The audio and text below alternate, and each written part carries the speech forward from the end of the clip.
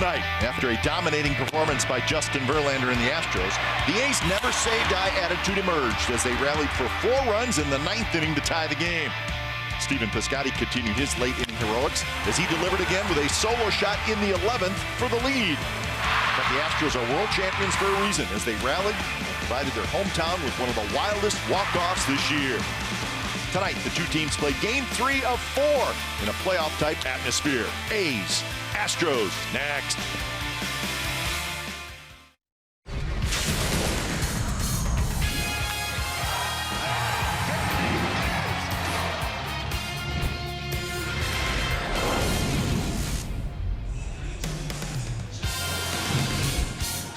Well, will we have more excitement tonight? Probably. Game 3 of this 4-game series, and the pitching matchup, Lance McCullers for the Astros. Chris Bassett will pitch for the A's.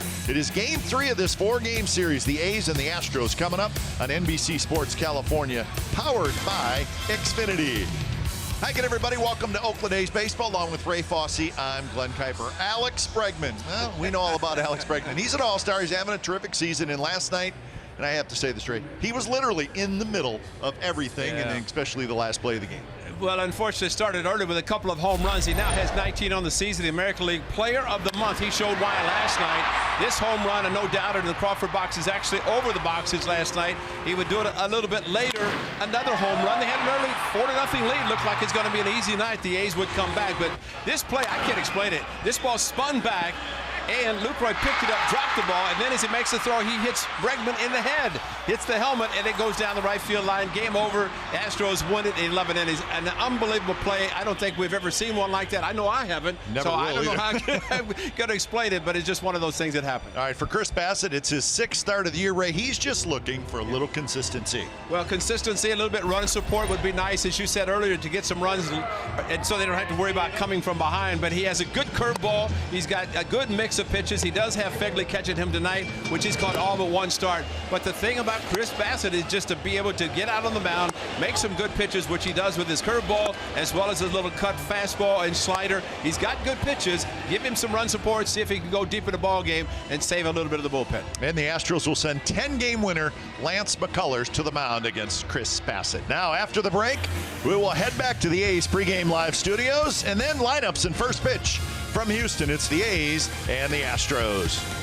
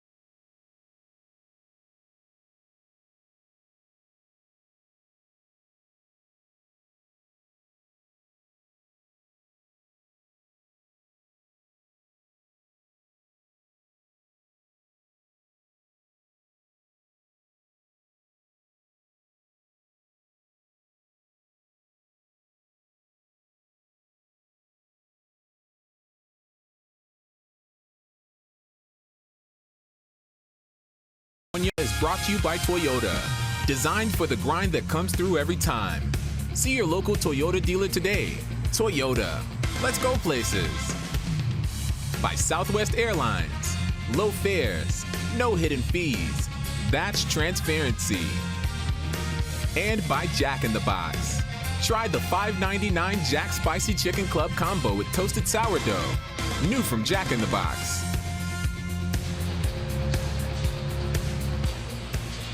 So the A's are ready to go. So are the Astros, and so are we. Game 3 of this 4-game series. Don't hurt each other, man. Easy, guys. Jeez. So the Astros take the field. All white uniforms tonight. And let's check the game time weather presented by the Santa Cruz Beach Boardwalk. Get to the beach. The admission-free boardwalk is open daily. And again, the roof is closed. Hot and humid outside, 93 degrees right now. So it's always going to be closed, the roof, this time of year. Starting lineup for the Oakland A's, brought to you by Southwest Airlines, and here it is. Fowler, Simeon, Lowry, Davis, Piscotty, Chapman, Canna, Pinder, and Fegley. That's your Oakland A's starting lineup. And it will be the right-hander Lance McCullers, his 4th start of this season this year against the Athletics. Made his major league debut against the A's back in May of 2015. But he's been very good. Great curveball that he likes to throw and has throughout his career. But 3 starts this season against the A's, 3 wins against the Athletics. But of course the A's have only won 2 of the games this year against the Astros. And defensively behind McCullers, Tucker, Springer, Reddick in the outfield. Gurriel's at third, Bregman at short, Altuve at second, Tyler White is at first with Fedorovich doing the catching. So we're set for baseball. A's won on Monday night. Astros in dramatic fashion win last night. And the first pitch tonight from Lance McCullers is a bit outside. Fowler, Simeon, Lowry, the first 3 for the A's. Fowler's average sitting right at 250 with 6 home runs. Nick Lenz is calling balls and strikes. Hunter Wendelstedt at first. Crew chief Larry Vanover at second. David Rackley is down at third. Kind of a cue shot left side. It's picked up by Gurriel. Quick throw to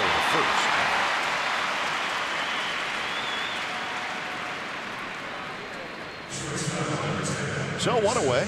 Well, tonight any 95-mile-per-hour fastball is our fast pitch, brought to you by Xfinity, the fastest Wi-Fi at home on the go. And we may get that from McCullers and get it from Bassett as well. McCullers looking for his 11th win of the year. 24-year-old right-hander. Having a very fine season. That's a pitch the A's are going to see a lot of, especially the right-handers. He likes that one, doesn't he? Curveball. Hard to believe. Of course, they have statistics on everything, but throughout his major league career, he has thrown the curveball 44% of the time. That's a lot. That is a lot. This year, 46%. But he is evolving as a pitcher. It's the changeup that this year he's throwing a lot more. It never really was much of a pitch for him, but this year, look at 17%. That's a fairly high number. He actually had a slider when he first came up, but he no longer throws the pitch. More of a curveball, changeup, fastball. But you know, a lot of times, and Jed Lowry, the all-star, waits, but a lot of times if you do not swing at his curveball, he'll walk you, just because most of them, or at least a lot of them, are strikes. 3-1 pitches outside, so the A's have their first base runner. 63% of his pitches thrown are non-fastballs, so that's exactly what we're talking about. The curve and the change. That's the second highest percentage in the majors. And but he's not a junk baller. Yeah, exactly. No, it's a good curveball and good changeup, and his fastball is low to mid-90s, and so we might see a few Xfinity signs pop up whenever he throws his fastball. It's funny with all that data about his pitches, this, that, and he strikes a lot of guys out, but he also gets a lot of ground balls. Yes, he does. He's a hard guy to hit the ball in the air against. Yeah, the 3 starts he's made against the Athletics, to your point about the ground balls, he said 7, 8, and 8 in those 3 games. There you go. Ground ball out. So you approach the double figures with balls hit on the ground. And of course, with the overshift to the right side. Gurriel, the only infielder on the left side. Big shift toward left center in the outfield.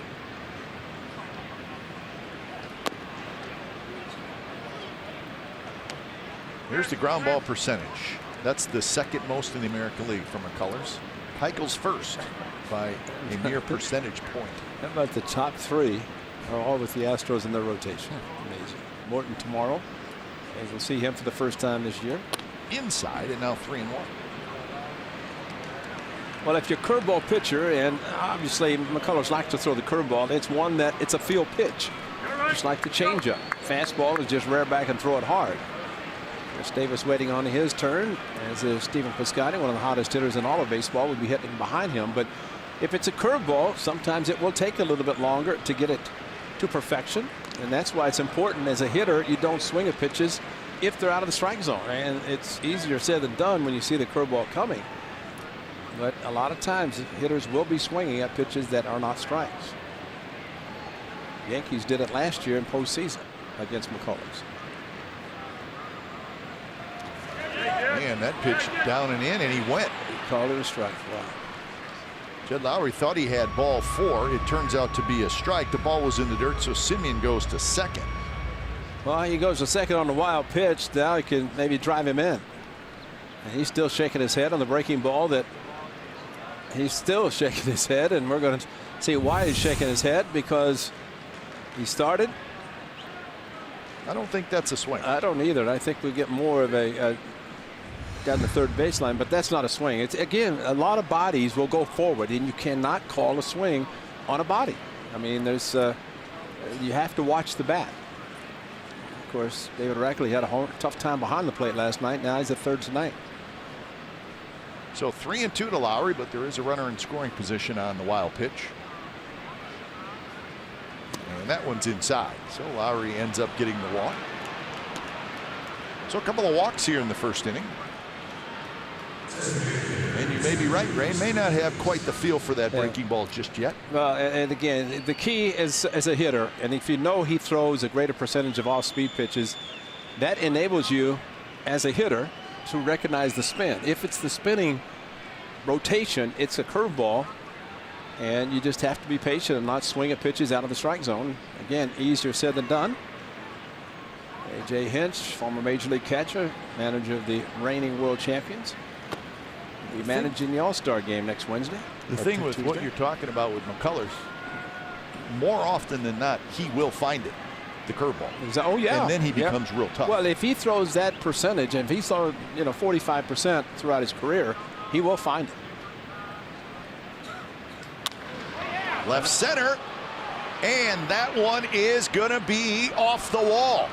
Simeon scores. Here comes Lowry, and he's going to score. Chris Davis, a big early hit for the Athletics, and they lead 2-0. Well, Chris Davis just found it. 13-game hit streak, ongoing career high, and there it is, the big sweeping curveball, and McCullers immediately went down to his knees, hands on his knees. Watch McCullers. He knew it. He's thinking it's a home run, but this is the deep park in left center. The great thing about Jed Lowry, reading it perfectly, and he was able to score from first base. And Chris Davis, 2 more runs batted in, give him 62 on the season. He will. PitchCast brought to you by SoFi, a modern finance company. But the biggest thing in this inning, 2 walks, both have scored. And a hanging curveball to Chris Davis, still trying to find it and take advantage of it. The A's so far have done that. Piscotty has a pitch coming way in on him, and he rolls it foul. That ball would have hit him. I think it would have. Well, this is what happened against Colin McHugh last night in the 11th inning, a no-doubter. And with Blake Trinan near perfect, the boys at that point thought it was over. But a very, very weird, strange bottom of the 11th inning. But Stephen Piscotty, 4 consecutive games with at least a home run in each one. And he drives on the center field. That's going to be a base hit. Davis had to make sure it got down, so he'll go to third and stop there.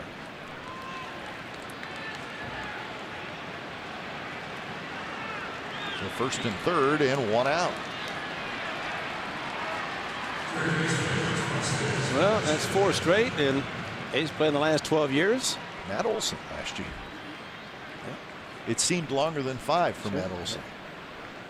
The second longest. That's right. It did seem long. Yep. Well, good hit. Chris Davis had to stop at third. Matt Olson not playing tonight. A little back soreness. We could sympathize with him on that. Chapman, left field. Tucker coming in. Davis tagging. Tucker's got it. Davis is going to try to score. The throw is high, wide. Davis scores as the ball sails over the catcher Fedorovic's head. So that'll be a sacrifice fly for Chapman, and the A's lead 3-0. Well, it's one thing to have a strong arm. It's another thing to throw it as almost an impossible. You got to throw it to keep the cutoff man, because what it did allow Piscotty to get in a scoring position. This ball just airmailed over everybody, including the catcher, and backing up. Actually, the ball came back to the catcher as Fedorovich ended up getting the ball as Piscotty thought about going to third. Ball came back off the side or the back wall with McCullers back there. But this is a good way to start this game. And again, if he struggles early, take advantage, and the A's are doing that.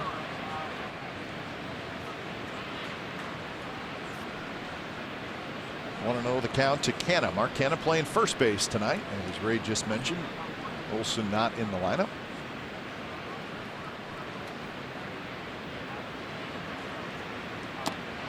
Another breaking ball, and that one is a strike. I know it didn't look like it. Well, the strike zone. It's one of those curveballs on the inside corner, but it really comes around the plate. Watch this. Yeah, that's not a strike. That's not if the catcher catches it on the corner. I always say that it cannot be a strike to get 3 feet behind the plate for the catcher to catch it on the corner. And that was a better breaking ball by McCullers. So now the count 1-2. He's going to figure it out. Yep. You don't throw as many as he does without continuing to throw it, which he will.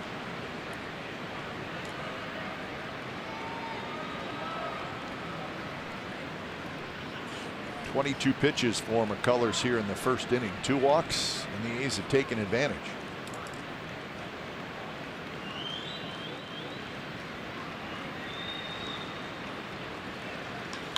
Hit hard, just foul.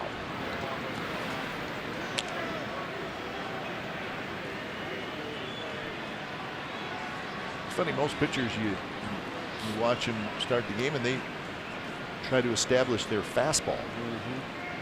I think McCullers tries to establish his breaking ball as quick as possible. Yeah. And you know, for him, and I agree with you that that's what he does, but if he wanted to switch up everything, he's got a good fastball. Absolutely. And why not use it to start the game, especially if it's not working for him? And he's not throwing 88, 89. No. He's throwing 94, 95 Exactly. with his fastball. I just think he has so much confidence in that slider curveball. There's Bassett getting the run support that a lot of times he has never received. Let's hope he can take advantage of it. Once he does take the mound, we'll at least have 3. The A's looking for more.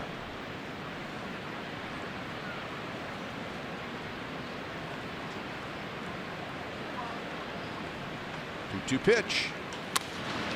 Roll toward Gurriel at third. He ranges to his left and throws out. Canna. A's get 3 runs, 2 hits, a couple of walks. 3-0 early.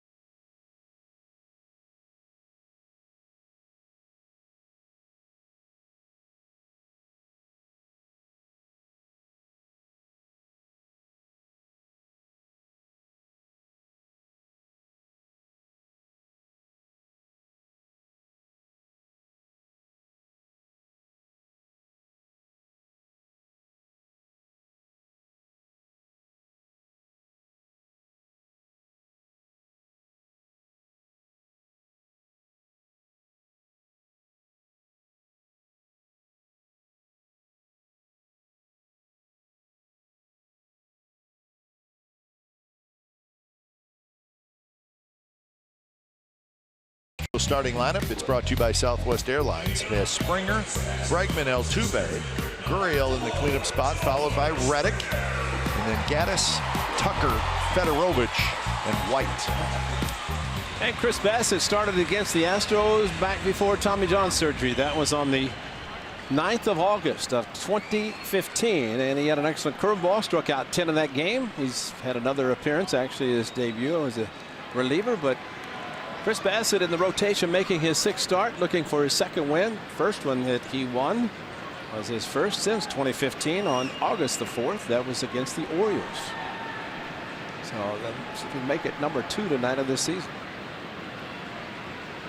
First pitch to Springer, a bit high. Springer at 252 with 15 home runs, 45 RBIs. He's 4 for 10 in the series with a couple of runs batted in.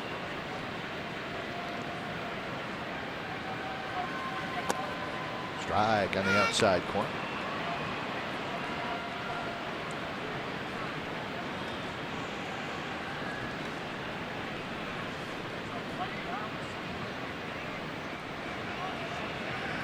Fowler, the center fielder, shifted toward right center. Springer has great power to all fields. He's seen more pitches in this at bat than he probably has seen in any at bat. This would be the 4th pitch coming up. He's usually very aggressive, swinging early in the count, but maybe not to his liking so far.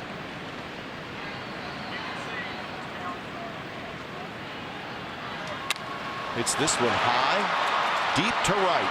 Piscotty on the warning track, and he's got it. So one out here in the bottom of the first. The A's line up like this defensively. Pinders in left, Fowler in center, Piscotty in right. Chapman's at third, Simeon is at short, Lowry's at second, and Mark Canha's at first with Josh Begley doing the catching. So Begley back there tonight, and with the day game tomorrow, Lucroy will be back out there.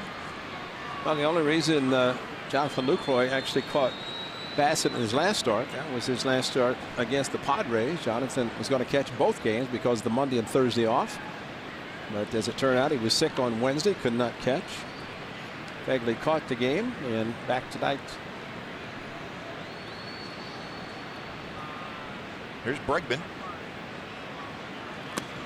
And to Jonathan Lucroy's credit, Ray, of course, what happened last night, kind of crazy, and it sort of fell on his shoulders, unfortunately, but he wore it. He said, hey, game's on me.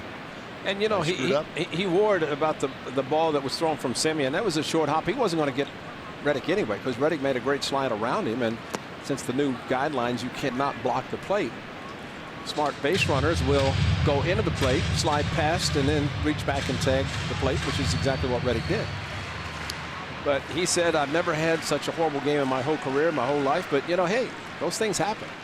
And it's over. And it's not that he's not catching tonight because of that. It's because there is a day game tomorrow. And he will get the game tomorrow and then continue this weekend. And I think it was just such an incredibly bizarre play. Yeah. And the likelihood of that happening, it's just minuscule. Exactly. When you look at just kind of how the play developed and the things that happened.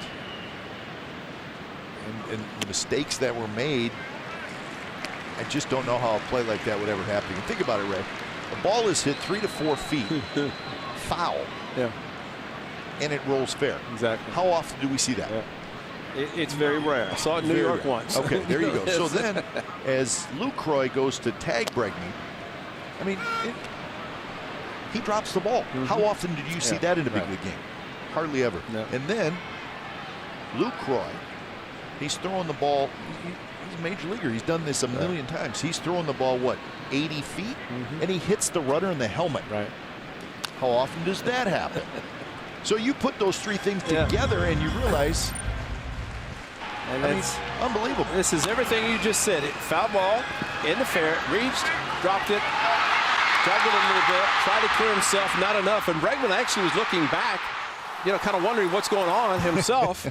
And you know, it was just one of those bizarre plays. It was bizarre. Chapman has this. He throws across, so Bregman is out. So this is a great shot last night of that final play. It's the overhead. Now you can see everything here.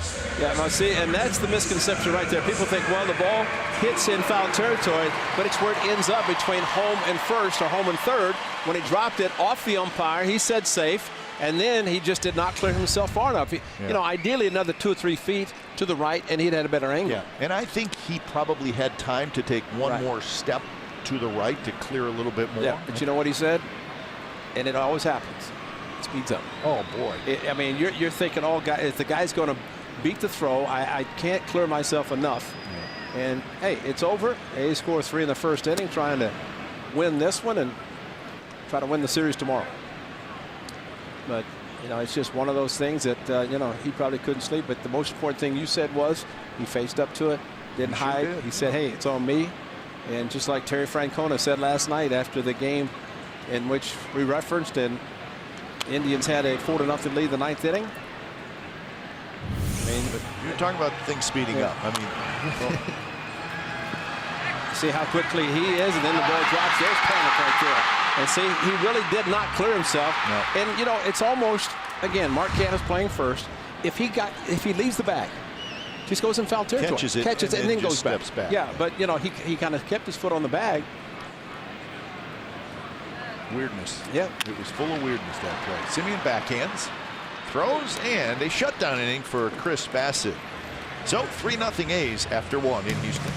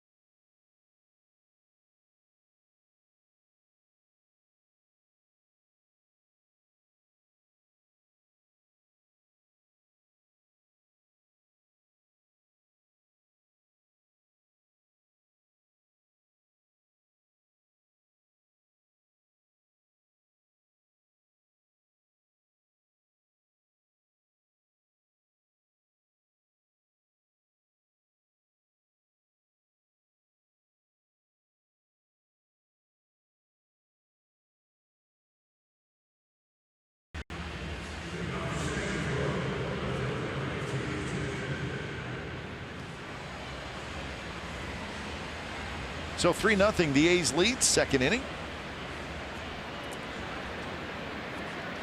He's got 2 walks, and they both score. Chris Davis a 2-run double, and Matt Chapman a sacrifice fly. And 25 pitches in that first inning for Lance McCullers. Well, the important thing too, and we always say it, we're going to continue to say it as long as baseball's played, you just need to add on. And Bob Melvin, even though he would like to have seen Olson in the game, but he also knows that Pender needs to play. And those are some of the things that Bob Melvin does a very good job of using the players that he has, and Pender's one of them, because we all know that he's a very good player, and you cannot sit a player forever, expect him to go in and do the job. Bob missed all the excitement last night. Yes, he did. And he said the problem, he actually saw the last play in his office. But he was downstairs. He said the problem being down in the stairs in the tunnel, he said you can't see the game. So he almost had to go to the TV to actually see what was going on. You don't want to wait to hear the crowd noise. Bob was thrown out of the game last night, and Pinder has a leadoff walk.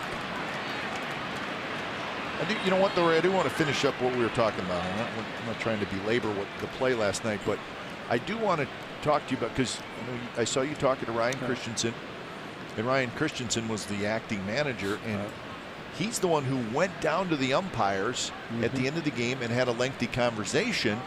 And tell me what he said, because it looked to me like the umpires, that's their entrance and exit down there. Right. They were leaving. They were leaving, yeah.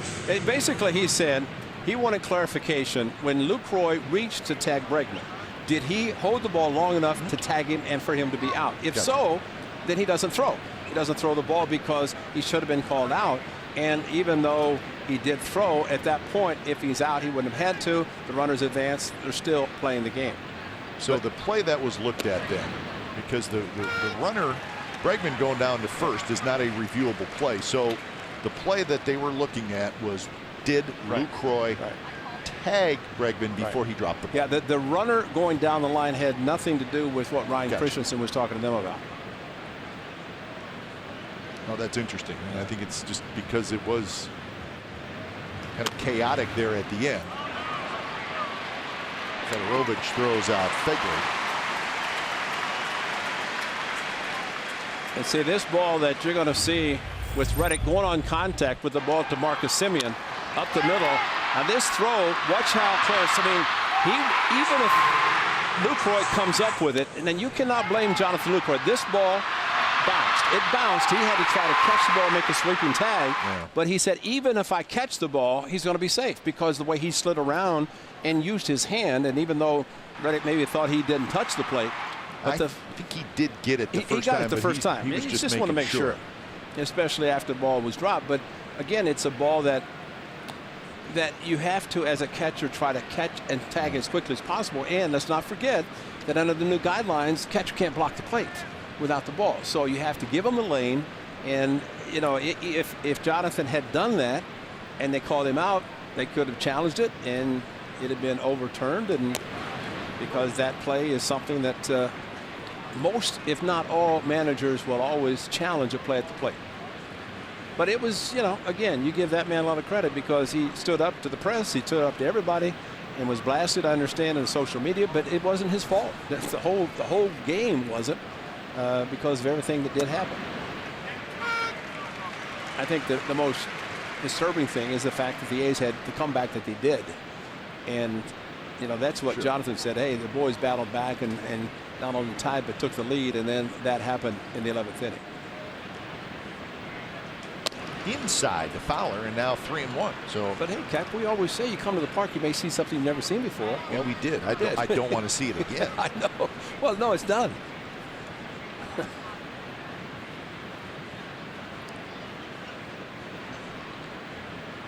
Fowler, big bouncer, but it's foul. But you know, I saw something today also I hadn't seen in a while, and I saw Dustin Fowler completely filthy on his front side. And I said, what are you doing? He said, I'm working on my dives back to first base. And maybe he listened, because he's working on getting back to first base, and his uniform was dirty. And he was doing that during batting practice today. So he realizes that there's something that he needs to work on. And I said, hey, have you talked to Ricky? He says, I haven't seen him. I said, I'm sure Ricky's going to make sure he sees you, because, well, but because he has a chance to be a pretty good base stealer, and he has a lot of speed. I think the little move that he does, he's probably losing a half a step. Exactly. But you know, when he does get a chance to talk to the great Ricky Henderson about leads, about base stealing, a lot of different things, he's just going to get better and better. Reddick showing off that arm, and that's the second out. There's Marcus Semien, who tied the game in the 9th inning. What a moment. Hanging breaking ball from Rondon, and then the wild pitch, the overthrow of the breaking ball, really helped the A's score the 2, because the way the ball came back to Tucker in left field, it would have been second and third. But because it was a wild pitch, the previous one, and he was able to hit the hanging curveball and take advantage of it. First pitch, breaking ball, first strike to Marcus Semien.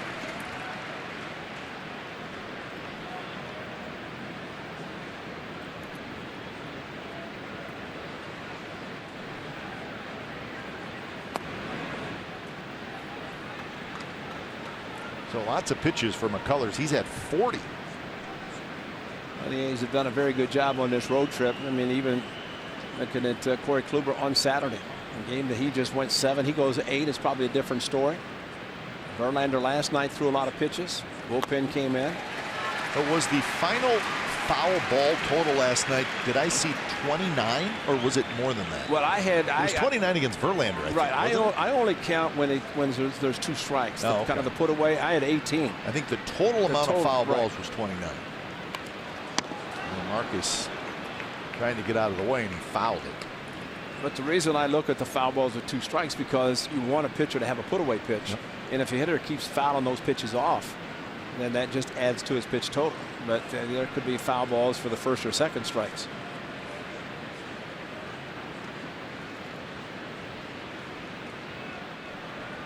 Pinder, the runner at second base. He led off the inning with a walk.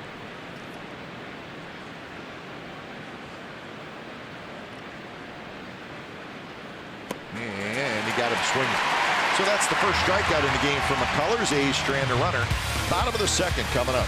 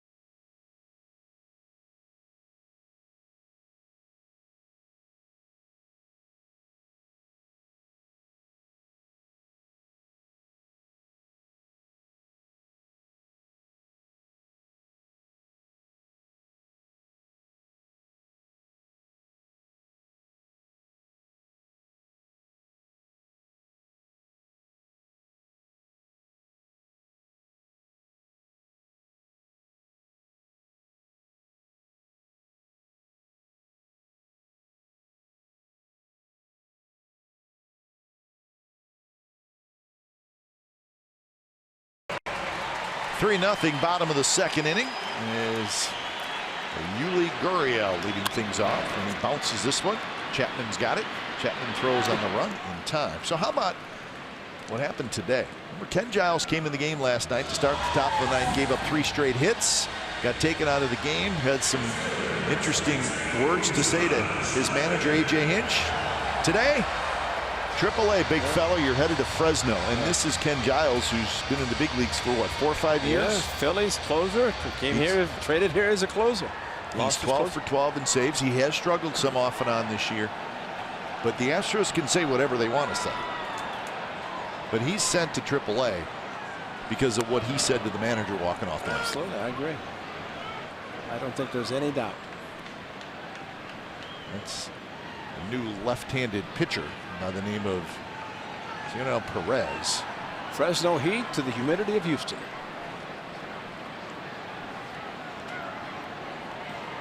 But talking to some of the Astros people, they said that when Ken Giles had a save on the line, he was outstanding. But coming into the game last night, 4-0 lead, he gives 3 consecutive hits, and probably felt if I stay in there, I could get out of the job, get the job done.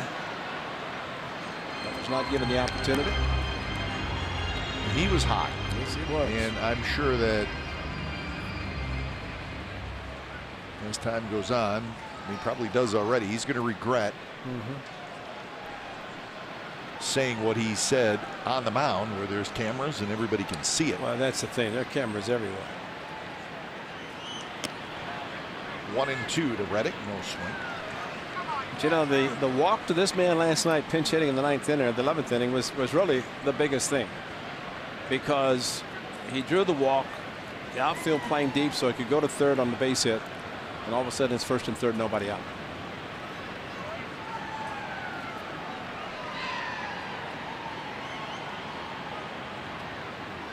Two-pitch, big curveball blocked by Fegley. Hey, Fegley and Bassett came to the A's together. Yes, they did. Yes, they just put that together, right? Matter of fact, in 2015, when Bassett was pitching against the Astros and Fegley behind the plate, and the pitcher on the other side is a pitcher now pitching for the Tigers that he faced in his last start, fires. His first 5 starts this year, and this is his 6th. 3 runs of support in 27 innings. So one of the reasons he's got just 1 win.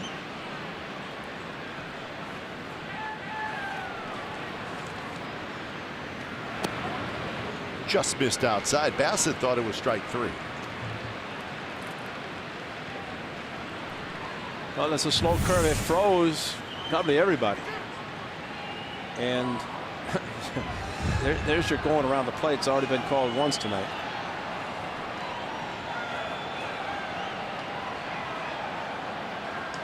Two pitches driven toward left center field. And Pinder's there, and he's got it. August the 9th at the Coliseum. A's won. No decision for Chris Bassett, but he was outstanding. Those beautiful alternate gold jerseys. This was against the Houston Astros, and fires, but he had 10 strikeouts. That was career best for him. It was outstanding. Josh Fegley behind the plate catching him, as the same tonight. So hope that combination can work well. Did a great job. Unfortunately, did not pick up the win, but he was good. First pitch to Evan Gattis for a strike.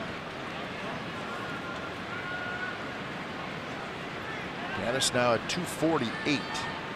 He's 0 for 9 in the series. Amazing how pitchers change. Fires, who was pitching for the Astros then, now pitching for the Tigers. That's who he got to win. That. So 6 up, 6 down for Bassett. 3rd inning coming up. A's with an early 3-0 lead.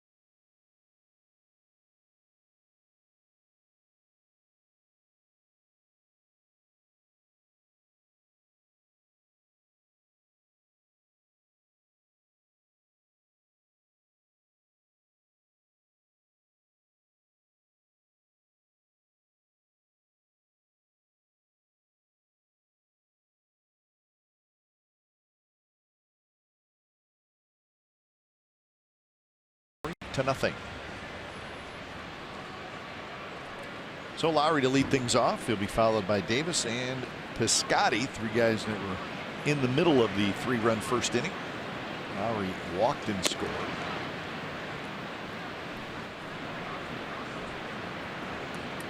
Three walks, 1 strikeout in the first 2 innings for McCullers.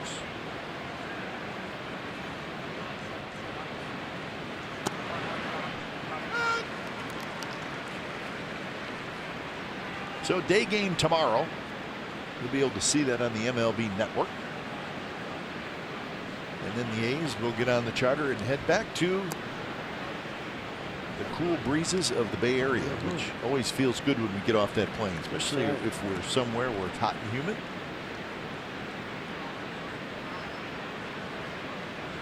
Which is this place? 2-1 to Lowry. It is amazing for Jed Lowry to be 34 and is going to be attending his first All-Star game. That is quite remarkable and very deserving for Jed as he walks again. So 4 walks now from McCullers. So Friday night, the A's will be in San Francisco to take on the Giants, and we now have the pitching matchups for the 3-game series. On Friday, it will be Edwin Jackson and Madison Bumgarner. On Saturday, Brett Anderson and Jeff Samardzija. On Sunday, a couple of lefties, Sean Manaea and Andrew Suarez. And of course, we'll have all 3 games for you right here on NBC Sports California. Starting things off with A's pregame live. So, it should be a fun weekend of baseball between the 2 Bay Area rivals. I liked what you said. Starting Friday for the weekend, and then the following weekend, following the break, there should be a whole bunch of sellouts. 6, as a matter of fact, there should be. A lot of people attending those 6 games. Let's hope so. Absolutely, and it should be, because you've got fans on both sides, fans of both teams. So I mean, it's a perfect time to support your team. And from the Oakland A's, always remember at the Coliseum, you do not want to have so many of the other ones and the cheers drown them out. So it's a good time to come out and support your team, especially a team that's playing as well as the A's are right now.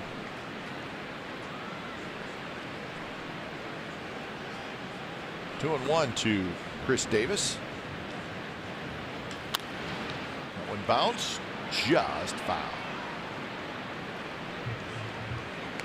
Giants had a very long game today. They beat the Cubs in, I want to say it was 13 innings. This ball just pulled foul, and Gurriel, the third baseman, with the umpire finally making the call as it passed the bag. Rackley. So 2-2 to Chris Davis, 2-run double in the first inning.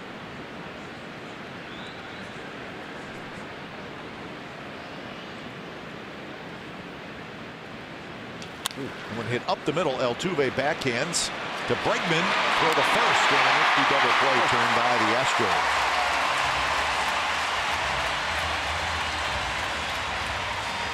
It's a 4-6-3 double play.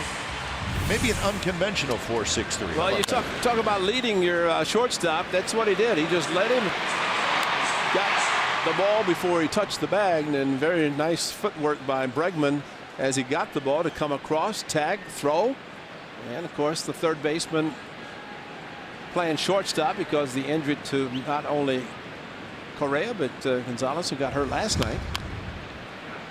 So very nice to turn by the double play combo. Good young player. Bregman has done it all. There's Correa, who's still injured. And Marwin Gonzalez, who left the game yesterday, hit in the wrist on a slide. And Gonzalez, backup shortstop, so he's out. Correa on the disabled list. Brian McCann on the disabled list. The Astros mixing and matching a little bit on the infield, but still doing that with very, very good players. Gurriel moving over to third. This is the play where Marwin Gonzalez got hurt. Watch his glove hand, the wrist and the elbow. And watch Fowler stop. And someone said he thought maybe his ball 4 and he stopped. But if he continued to run, he's probably safe easily. And fortunately, he didn't get hurt. Gonzalez did finish the inning, but came out. And still out. Gurriel backs up, gets a good hop, throws across. The double play helps McCullers. Bottom of the third coming up. It'll be Tucker, Fedorovich, and White.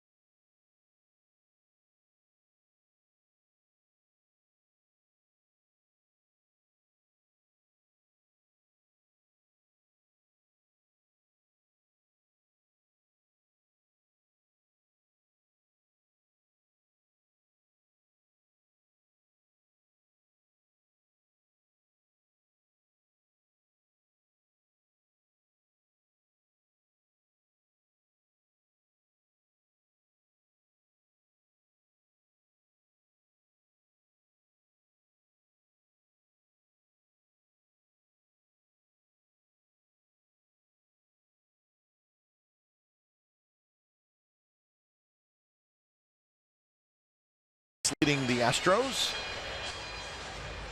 That's Jeff Bagwell's statue. Hall of Famer Jeff Bagwell. Number retired here at Minute Maid, number 5. Got the retired numbers way, way high up above the big scoreboard out in right field.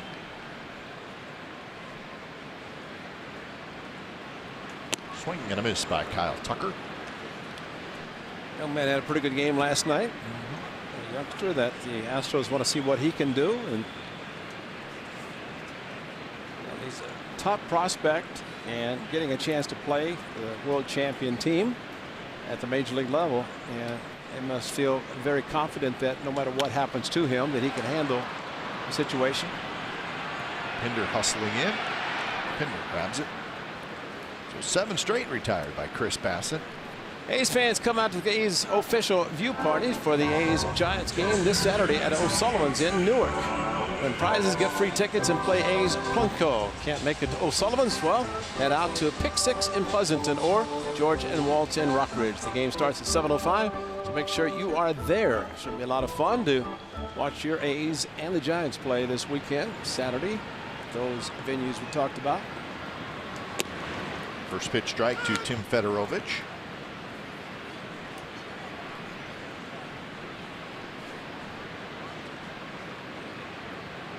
Sounds like a tennis player's name, huh? Fedorovich. Fedorovich, yeah.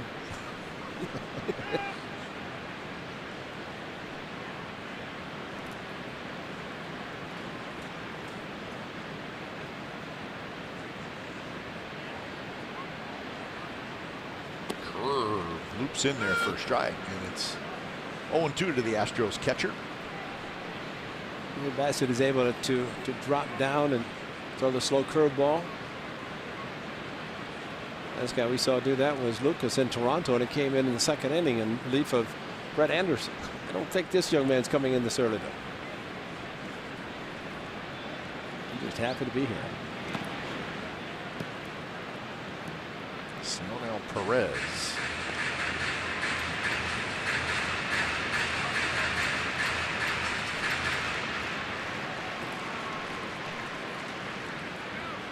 One and 2 to Fedorovich. White, the right-handed hitter, will be next.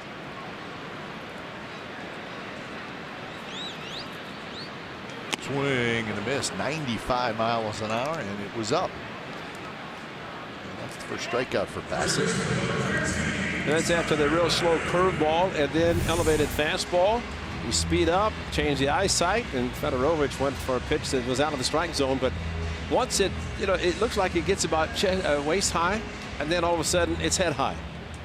And just the feeling as a hitter, you think, hey, I can get this. Next thing you know, it's up and out of the strike zone. You can see the percentage. Good fastball thrown by this A's right-hander, but curveball and slider, a couple of pretty good pitches for him as well. So 1-0 to Tyler White. He's the 9th place hitter for the Astros. White has not gotten a hit in this series. He's 0 for 8. Sitting on a hitter's count now, though, 2-0. A's play straight up defense for Tyler White.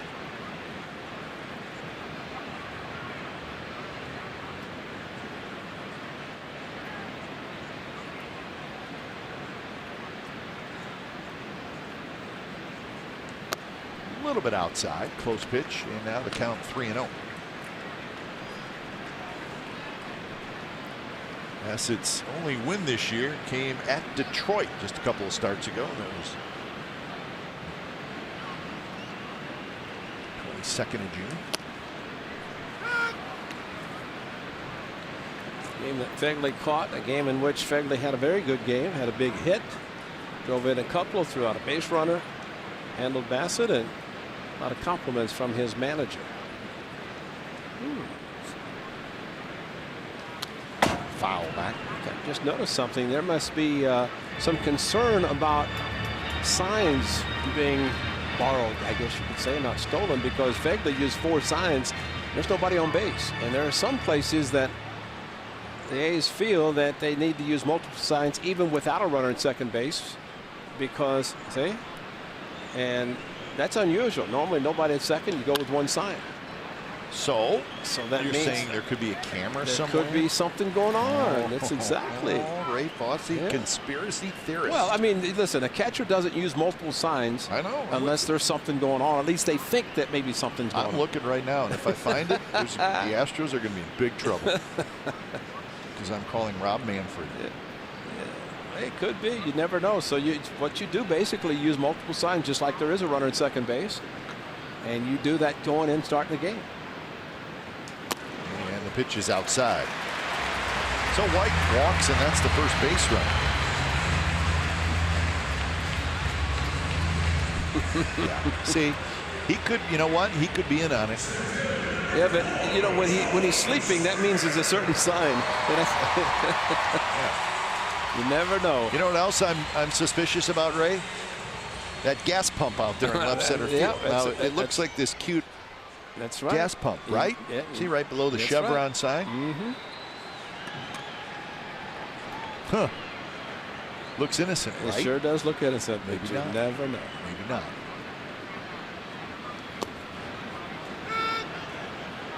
I'm looking. But, you know, that's the only reason I saw. We know Orbit's always suspicious. Yeah, there's something going on. No matter where he is. You got microphones hanging out of his ears.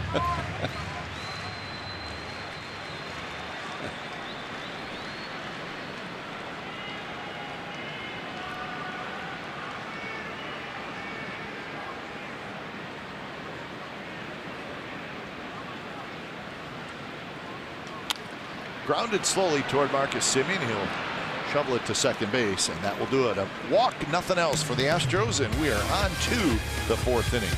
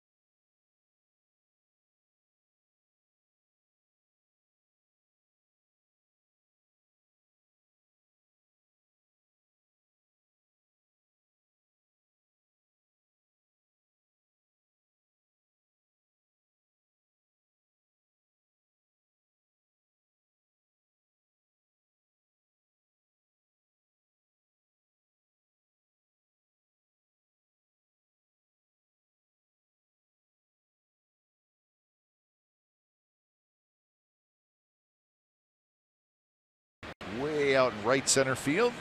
It's like a fun area out there. Budweiser Brew House.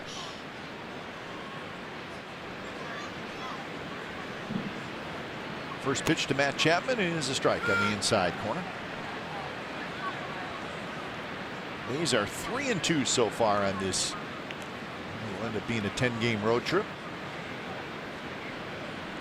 And that hit Chapman. So, we got a leadoff man aboard. Well, in honor of The Bridge, the new Babe Ruth Series trophy, local artists along with NBC Sports and the Oakland A's are featuring works dedicated to the fiercest rivalry in the Bay. The Battle of the Bay Art Show, July 20th through the 22nd at the Coliseum. Tickets at athletics.com/battle. And of course, July 20th, 21st, and 22nd. That will be the dates for the 3 games at the Coliseum between the A's and the Giants. Next Friday, Saturday, Sunday. So somebody's going to win the bridge, the new Bay Bridge Series trophy. And it'll be awarded to the team that wins the season series, or if the season series ends up 3-3, which is obviously a possibility, it'll be the team that wins the last game. That's good. So they're going to give it to somebody. They're going to give it to somebody, exactly. That's the point. That's good, because otherwise it would carry over like the mound visits. Carry over, like in golf. And that trophy will sit with the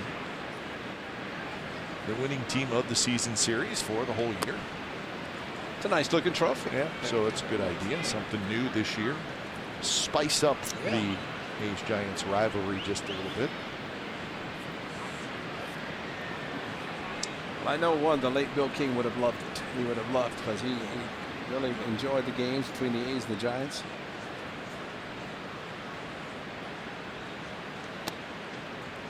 And Canna takes a walk. So a hit batter and a walk, and that's 5 walks by McCullers.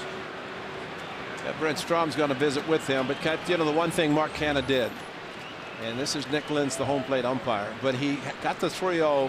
He waited until Lentz said something before he just threw his bat and took off. So Brent Strom is willing to give up a mound visit here to try to settle down his pitcher, and I think these are good moves. It's going to be somebody getting loose in the bullpen. Maybe.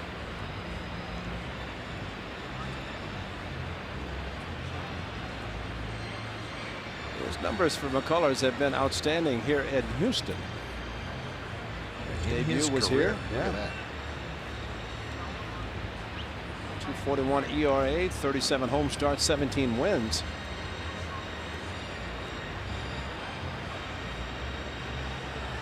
But I agree with you. Great curveball, but you got a good fastball too, and maybe early in the game, if you find the curveball, your specialty pitch.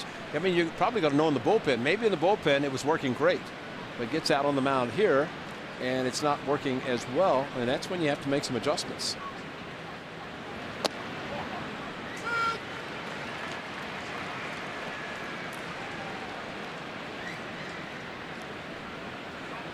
On to Pinder. He walked in the second inning, ended up being stranded at second base.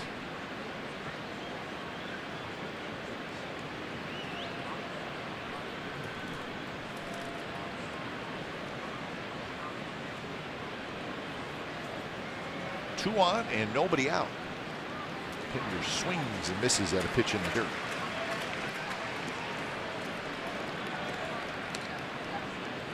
Pinder playing left field tonight. That is the position that he has started the most for the A's this year, because he started at 6 different spots, and that's what Pinder's all about.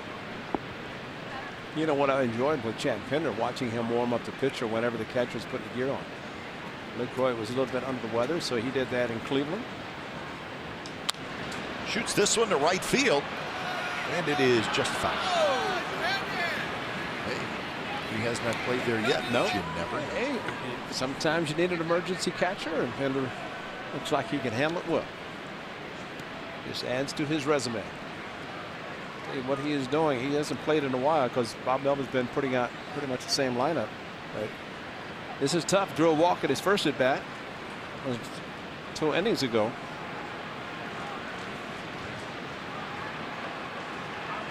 The guys getting a lot of playing time is Mark Canna.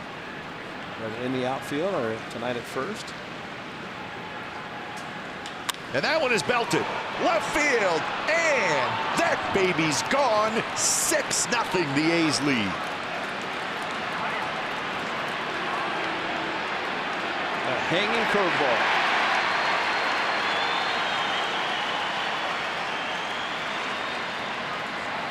Wow. That sounds great, doesn't it? And that's a big one. 3-run on top of it.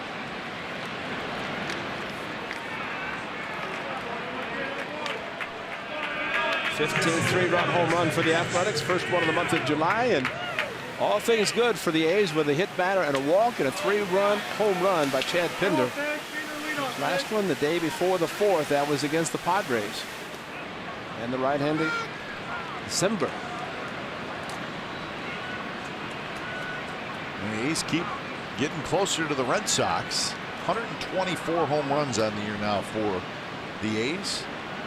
What was best in the American League? You know what was special about that home run? It's 0-2. He hit the ball down the right field line, just protecting, and gets a hanging curveball and just reacted on the pitch.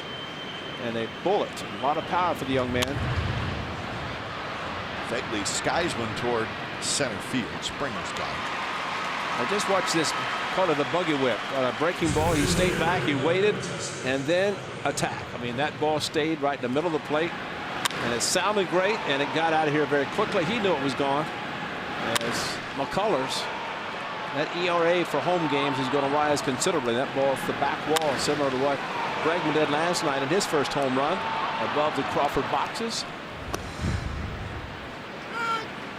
Okay, that's 3 walks that have scored tonight. And a hit batter. And a hit batter in front of the home run. Chris Bassett loving the support.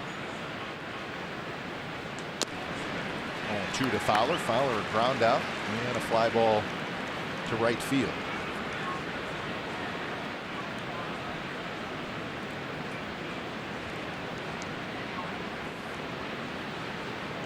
Curve stays high. He's now with 10 home runs in the 6 games so far on this road trip. That's Bregman with the shift on. So Fowler's out. 2-1. And that'll bring up Marcus Simeon. A's are 10 games over 500. 51-41. 6 back of the second place Mariners, 10 back of the first place Astros. That is where they are at.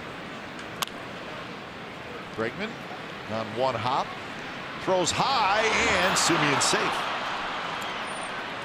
He never had a grip, I don't think. I think he just caught it and tried to get the grip, never did, had to unload because of the hustle by Simeon. And maybe just took too much time, then realized that he had to throw it quickly. Took an extra crow hop. He took the extra crow hop, exactly. He did have a grip. And maybe that's why you run hard. Then maybe at the last instant the infielder has to hurry his throw, and as a result overthrew it.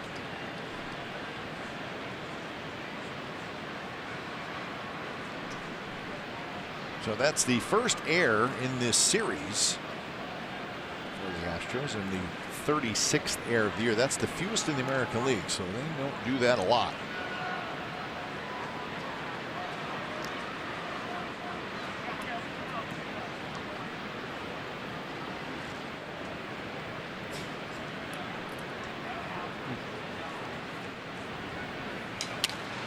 Broken bat. Altuve dives. It tips off his glove.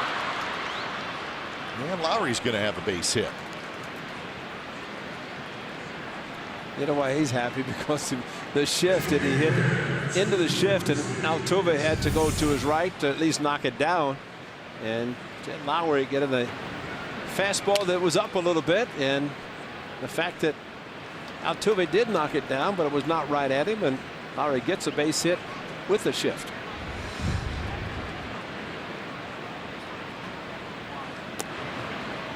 Slider is outside, so it's been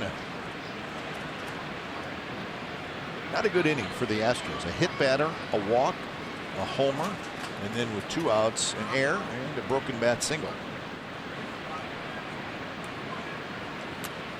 To the backstop, both the runners move up.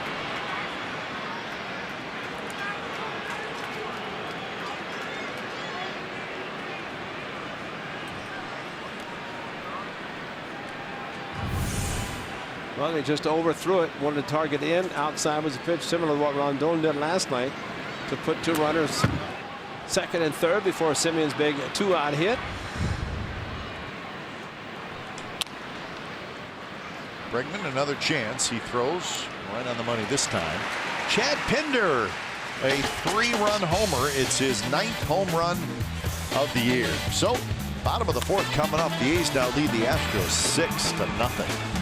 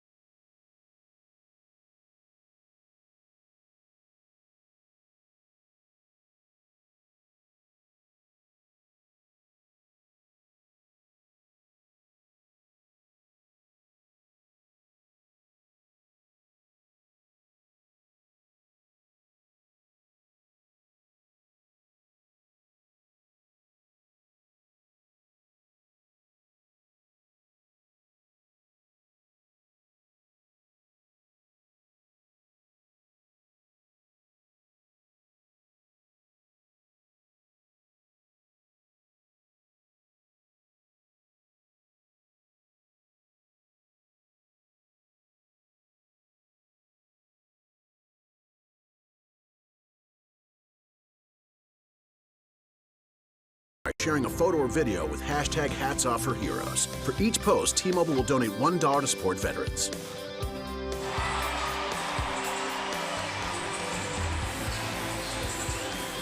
Honoring some military people here in Houston. We see that in most of the stadiums around the country, which is always nice. 6-0 the A's lead. 3 in the first, 3 in the fourth. So Chris Bassett with plenty of runs to work with, but you got to be careful with these Astros. Well, if he just keeps doing what he's been doing, and that's retiring them. Did walk a batter, the only base runner. But you're right, they don't ever believe that they're so far out of a game they can't come back. Right on the outside corner, 0-2 to Bregman. He'll be followed by Altuve and Gurriel. Bregman bounced out to Chapman in his first at bat.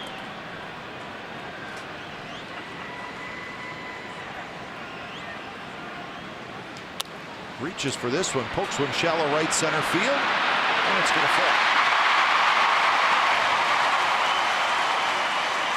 And that is the first hit for the Astros.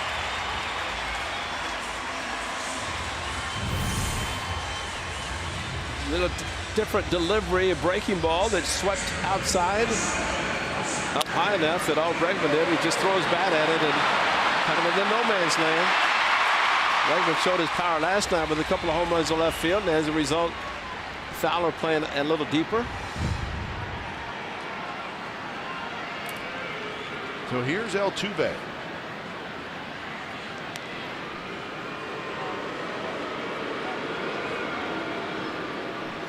Altuve grounded to short to end the first inning. In this series, he's 2 for 10, sitting on a little 7-game hitting streak.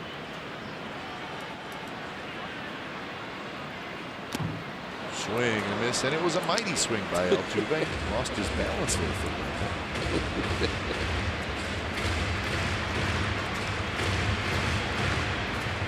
Well, he is a free swinger.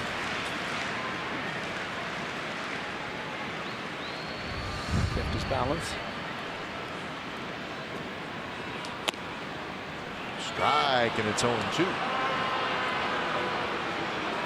Right at the top of the strike zone. Well, fans wondering about it, but it was a strike, a high strike.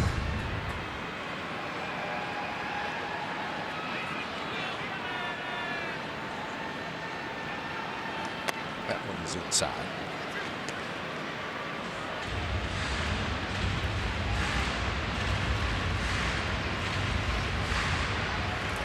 Gurriel in the on-deck circle.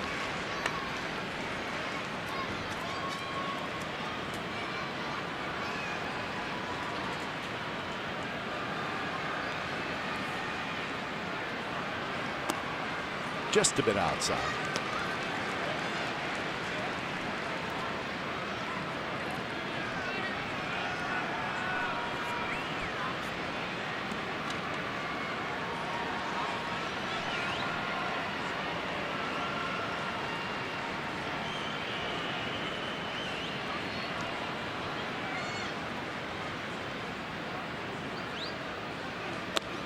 A little bit outside, and now full count. So it was 0-2. It's amazing how aggressive Altuve is. Once he gets a couple of strikes, though, he really settles down. And becomes a very patient, selected hitter.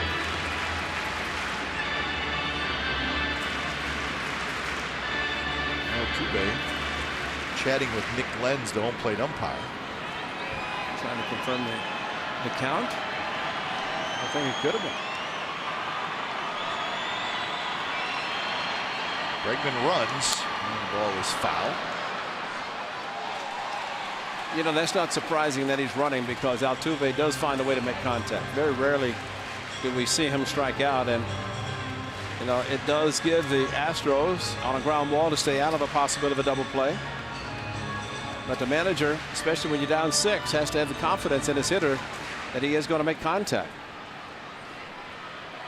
Hits on the ground, should avoid a double play. Hits a line drive at somebody, could be a double play. Quick throw, Bregman gets back.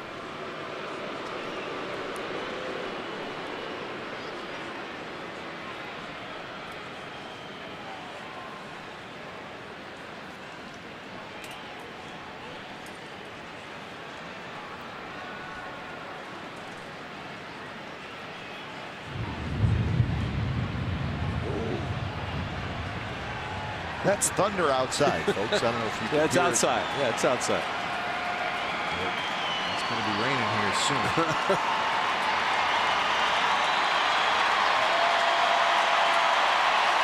See, the fans like the thunder. They think that's an omen. And it goes. Ball line to center. That's a base hit. Bregman read it all the way. He's going to hustle for third, and he'll make it. So first and third, nobody out for the Astros here in the fourth inning.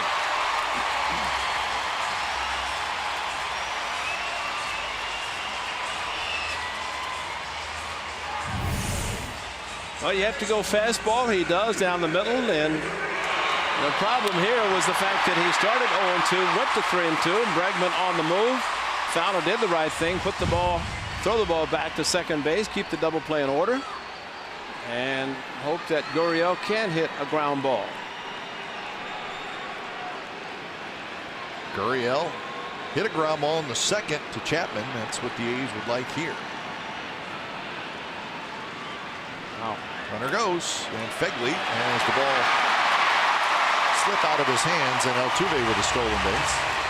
Fegley was throwing. He was going to throw through, which you do that when you have the lead. You do not want to give someone an extra base, and I think Scott Emerson's a good call right here. But Altuve taken off. Fegley was going to throw. May not have had a chance to throw him out with that view, but on the transfer with the ball in the dirt, never really had it. That's the first stolen base in the series for the Astros. They now have 52 on the year. They're fifth in the league in steals. Okay, this is one thing a club that has confidence does. They're down 6. They're not playing for the long ball. Yeah, you would think they're up by 3. Exactly, where they're running. But that's the aggressiveness of the club, and that's why Chris Bassett has to settle down and get out.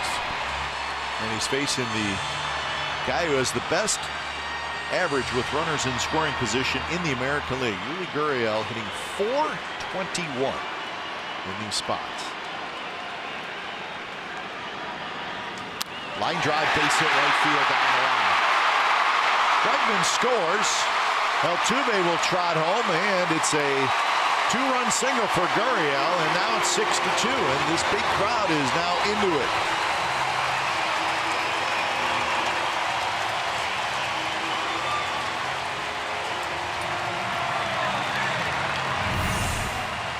Well, this is why Gurriel is such a good hitter. Fastball away, and he goes with it perfectly to the opposite field. And it scores 2 easily. Fortunately, it was Piscotty getting the ball quickly enough to hold Gurriel at first. But, you know, they're running on Bassett because he has a slow delivery to the plate, and that's why Bregman took off on the 3-2, but also why Altuve took off. You know what you don't want to have happen, and we're not saying that it is happening, but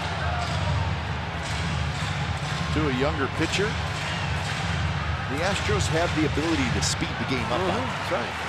And when I say speed it up, I don't just mean running. The game just gets fast. Sure, absolutely. And that's why Scott Emerson went out trying to slow him down, calm him down a little bit. And now it's 2-0. On deck is Gaddis.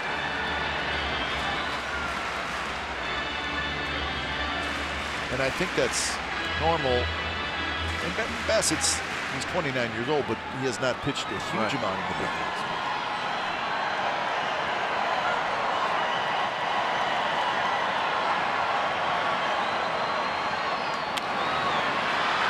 Shallow left field. Simeon, Pinder, and Pinder's got it. Pinder came sprinting in from left field. And that's what started this inning, was a bloop on the 2-strike pitch to center field by Bregman. A good hustle by Pinder to get to the ball quickly enough. Going to be a tougher play for Simeon going out. So Pinder really sprinting hard from left field and calling off Simeon. Simeon had to be very pleased to see him coming in that quickly.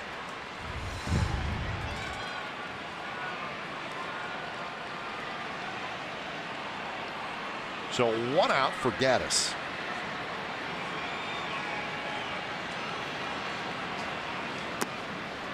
That slider way outside.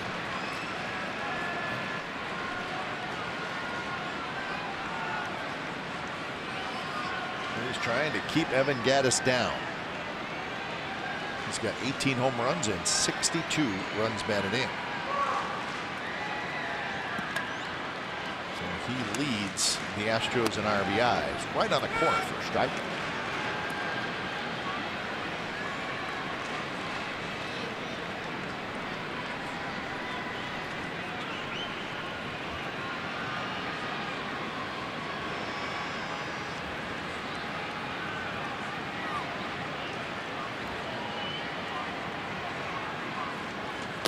Slider off the plate.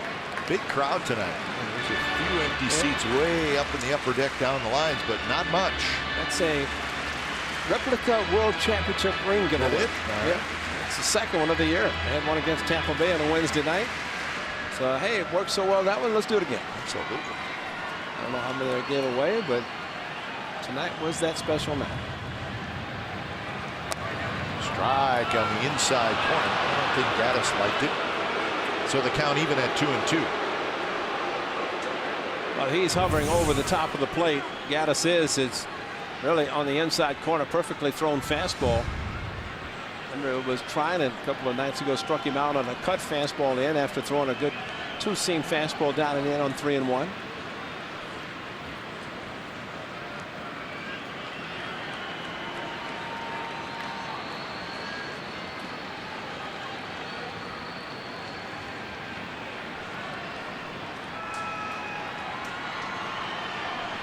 Oh, hit it where the 29% is, a 33. Takes that one to get the count full. See what A.J. Hinch thinks about Evan Gaddis, because Fairley can throw. And if they put this runner in motion, again, that's the confidence that Gaddis is going to make contact. But Bassett has to give his catcher a chance. Gurriel not running. And the ball's fouled to the screen.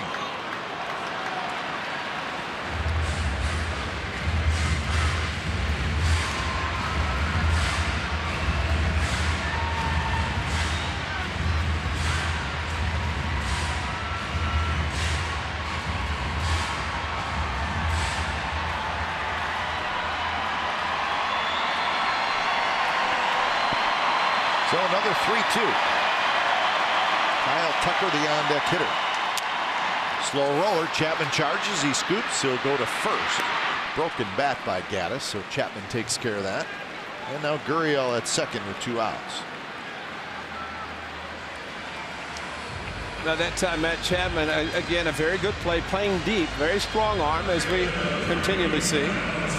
But he was able to catch the ball, still take it a couple of strides, get a good enough grip.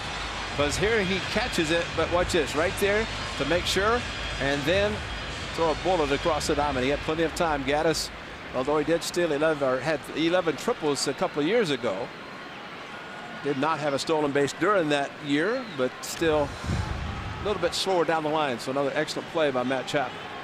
Very, very strong arm. So now you got to get Tucker.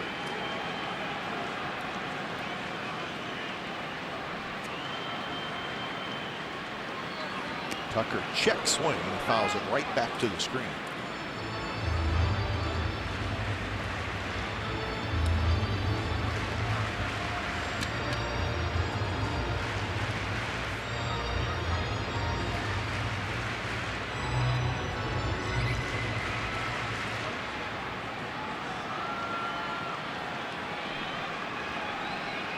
Tucker hit a fly ball to left field in the third.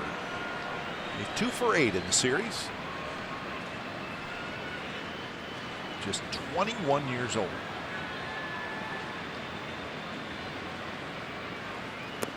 Did he go?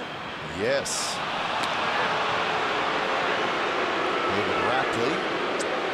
See, that's what a home plate umpire should do. Just say, hey, I'm going to take the pressure off myself. That wasn't a swing either. Bat stayed back, but Rackley made the call, but Lentz, the home plate umpire, said, not me.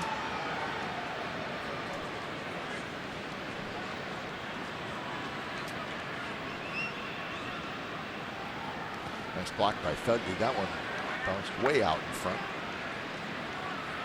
2 runs in here for the Astros as they try to sneak back in the game.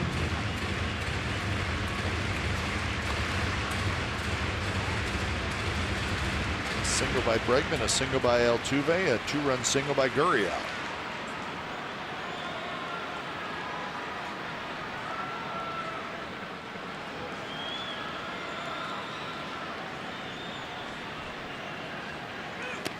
Fastball high at 94 miles an hour.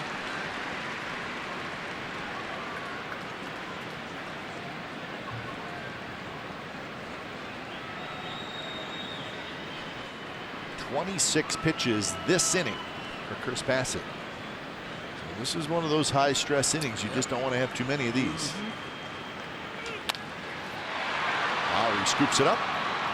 So Bassett limits the damage. The Astros get 2. We're headed to the 5th inning. A6, Astros 2.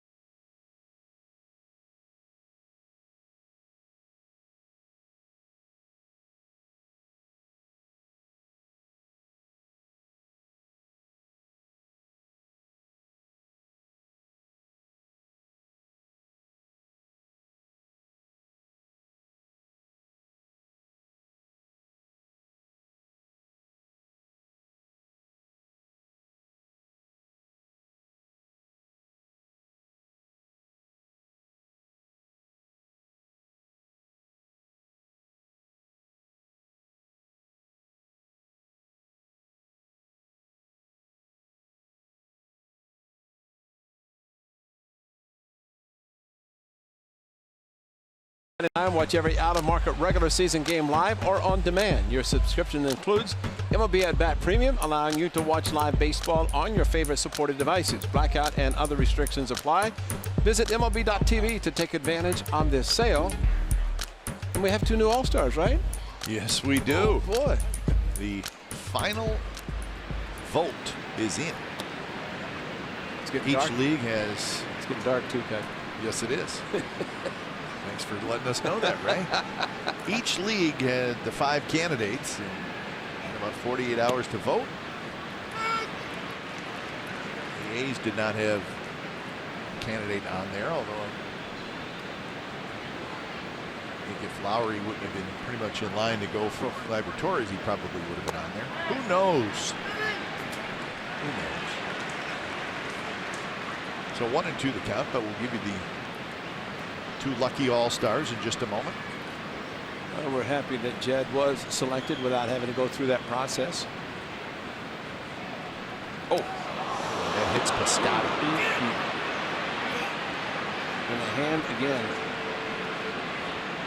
Right now, McCullers all over the place. 5 walks and now 2 hit batters. Bob Melvin slowly walking out. Nick Caparesta, the head trainer, heading out, and he turned just enough. He's got the elbow protection, but he turned and got on the left hand.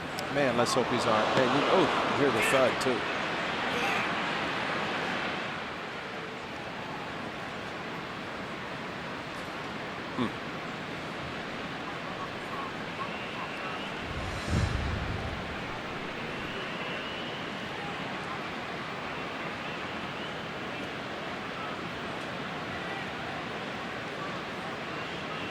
They're not shaking hands, folks. No.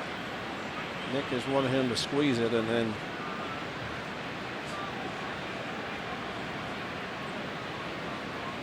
sometimes the batting glove can be a help because it does protect a little bit. So Peacock just now starting to throw as McCullers just has not been sharp at all. And the good news is right now Piscotty is going to stay in the game. 6th time in his career that he has hit 2 batters in a game. He hit Chapman as Chapman steps up now, and Chapman scored.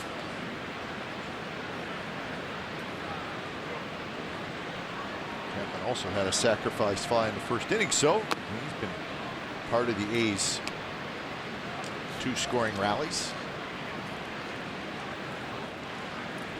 Well, the one thing you always want is to see the health of your players, and guys get hit, various injuries do occur. But a hit batter, and especially in the hands like that, that's tough. That's really get concerned.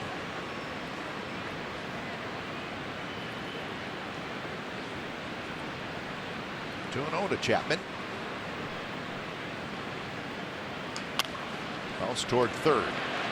Out at 2nd, and Altuve dropped it. And drop it on the transfer. It looks like it is. Larry Vanover says Piscotty's out. And Bob Melvin said, "These are always interesting." Yeah, let's make sure, and because if he never had the grip, and Bob Melvin checking with Ryan Christensen to Adam Roden, he was just going to try to turn it quickly like he did or tried. I don't even know. He never really. I mean, did he have control of this ball? I don't know that he did, to be honest. And also, was his foot on the bag? You tell me that he has control of this ball. And plus, his foot's not on the bag, Cap. It's up. So yeah, I think they should look at it. I think there's a couple of reasons maybe to look at it. And he's saying to Larry Vanover. But if they look at the play, for whatever reason they may look at it, Ray, they look at the whole play. Exactly. And let's see if his foot's on the bag when he does catch it, because he comes up and then he tries to make the transfer. So, you know, the thing about Altuve, and I was talking to Al Pedrique, who, of course, was instrumental in Pedrique's signing, because Pedrique is the one who convinced the Astros to take a look at it. But he said he tries to turn the double plate so quickly, see if his foot comes up. By the time, and I don't think he had the foot, nor did he have a grip. So we'll see. But see, there's a case where with Chapman's speed, you try to get one.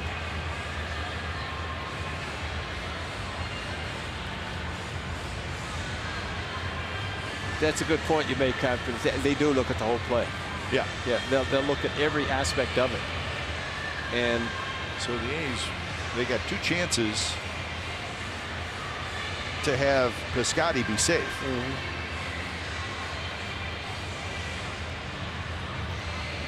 You know, I was talking to the coaches, Al Pedrique, as a matter of fact, on the play on Monday night. Remember when Chapman stayed a second when Altuve made the quick turn? And Matt Williams asked Al, he said, did you see the umpire make a call? Here we go. Safe. Nice going, guys. So the A's will have runners at 1st and 2nd, nobody out. See Bob Melvin took that big sigh of relief. I mean, it's tough to challenge in the 5th inning, but it's huge because this puts a couple of runners on. They're going to make a pitching change. So it's both. He never had the grip for sure, regardless of the foot, but he never had the grip on the ball in his glove or his hand. So McCullers 4+ innings tonight, and he never really got things going. The A's leading 6-2, looking for more as we get a pitching change.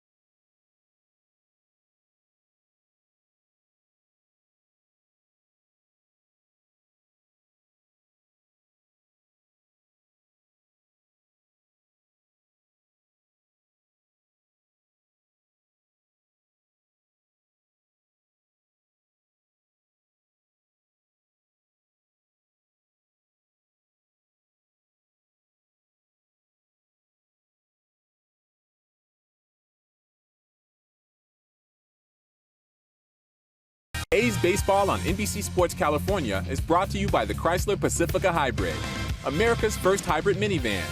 Test drive one today.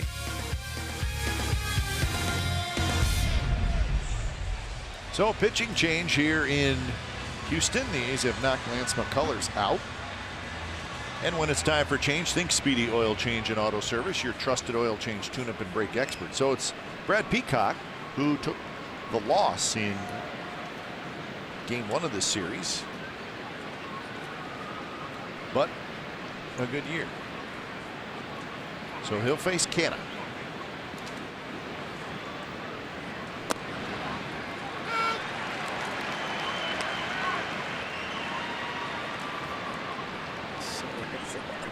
Interesting. McCullers really good. One strikeout. How about that? Except tonight against the A's. 3 wins against them, but not tonight.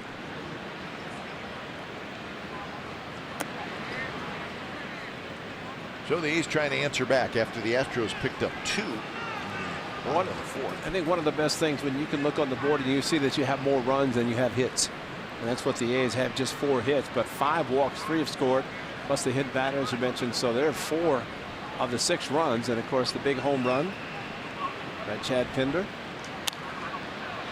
Skied on the infield. It's going to be Altuve. Infield fly rule is called.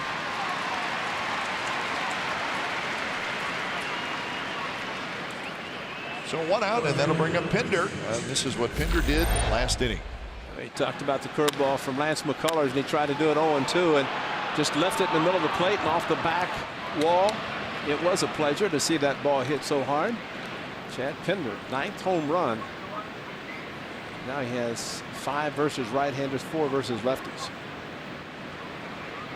And again, not playing a lot and showing that when he does play, he's a very talented young man. And there's softly hit left field. That's going to be a base hit. And they're going to wave home Piscotty. The throw to the plate is there. The tag. Absolute perfect throw by Kyle Tucker.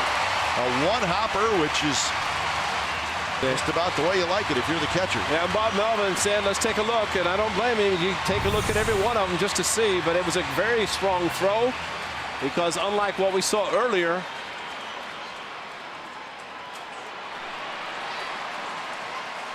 very good throw. Nice catch by the catcher and kept everything in play. And that's why Bob Melvin said, let's let it go. So Piscotty just out on the play, but well, we know Kyle Tucker's got a good arm. Yep. And that was not a high arcing throw either. Yeah, that's the one he kept down, and you can see you get him on top. And Fedorovich, the catcher, gave the lane to Piscotty, and ball was there and plenty of time for him to make the swipe tag. Chapman went over to third. This is how close it was, and he did just get him.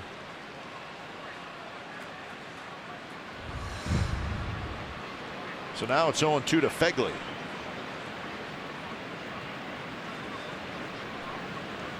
Blocked nicely by Fedorovich.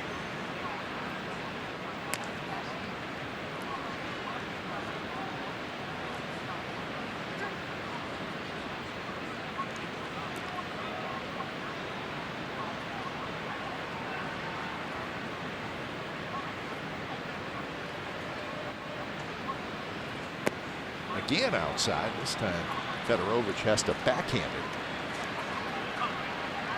So still an opportunity for the A's to pick up a run here, but they'll need a 2-out hit.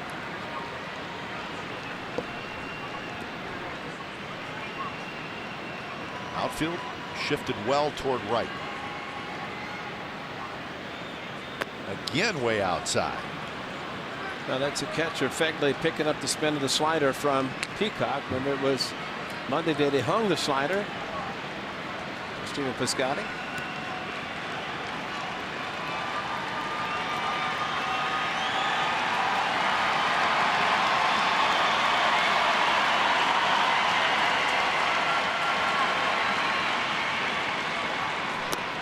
2 out, strike 3 call. Looking for the slider again. So Fegley called out on strikes. So the promising inning for the A's, but they do not score.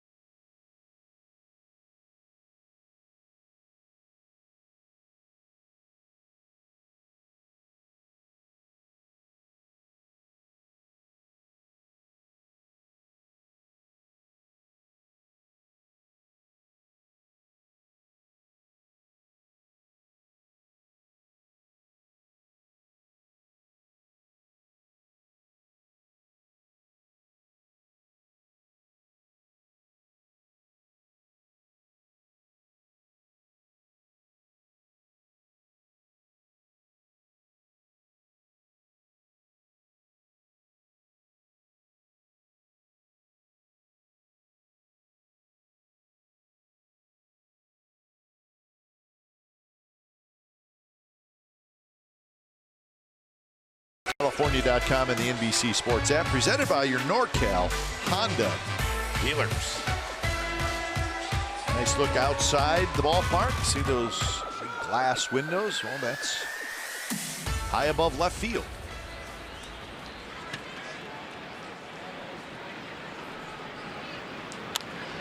Fedorovich swings at the first pitch and hits one very high, and that's Pinder in right field. So it looks like Piscotty's out of the game because we got some people sliding around here. Looks like Matt Olson is in the game over at first base. So we'll get this figured out. But it obviously has to do with Piscotty. Wow, that's too bad. Let's hope it's just for precautionary, get some treatment. So Canna goes out to left. Pinder goes to right. And Olson comes in the game. So Olson is the new player, and he will hit in Piscotty's spot, which is the 5th spot in the lineup. Does that sound right? I think it's exactly right. That's why you're the best. Well, we're getting ready for 3 games in a national ballpark where things start to move around a little bit. So Pinder and left, Pinder and right, excuse me, Canna and left, Olson at first. So we hope Stephen Piscotty's okay. If we hear anything, we'll let you know. And they usually have X-ray facilities on site, and if that's the case, that's probably the biggest concern. First of all, to get some ice on it, some treatment, and maybe to X-ray it. Let's hope that there's nothing broken. It's just a bruise, if anything.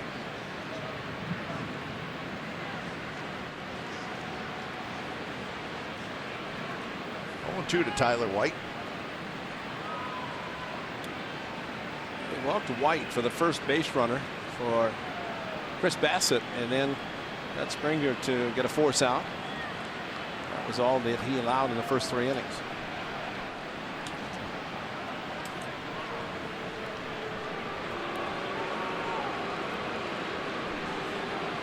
So this is what happened with Stephen Piscotty, hit by a pitch by McCullers.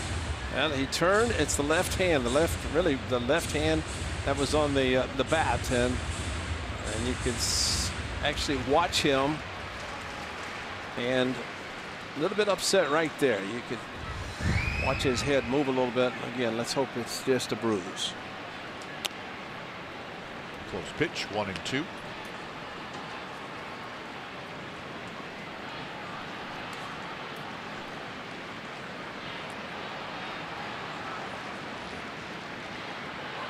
71 pitches. 4 1/3 for Bassett. And that one moves outside, 2-2.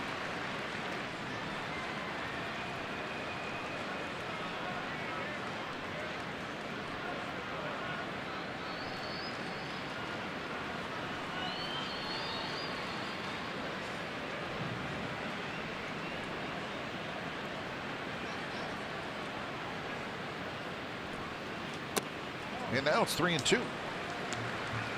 And again, a hitter that he started 0-2 and now 3-2. Same that happened with Altuve before he singled to center. And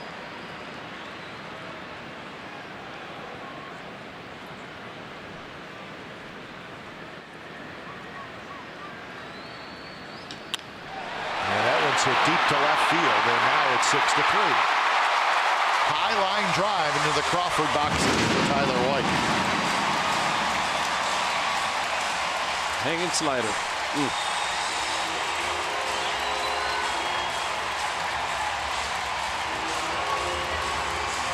First home run of the year for White, and now it's 6-3. Well, there it is, a breaking ball. He just missed with a fastball, so he decided to throw him a slider, left it up, and a crushed mistake. Basically, a ball that stayed up and into the Crawford boxes very quickly. That's a home run anywhere. So twice in this game, White hitting ninth has reached base and walking in this home run. Springer goes after the first pitch, hits one very high to right. That's Pinder. Pinder grabs it.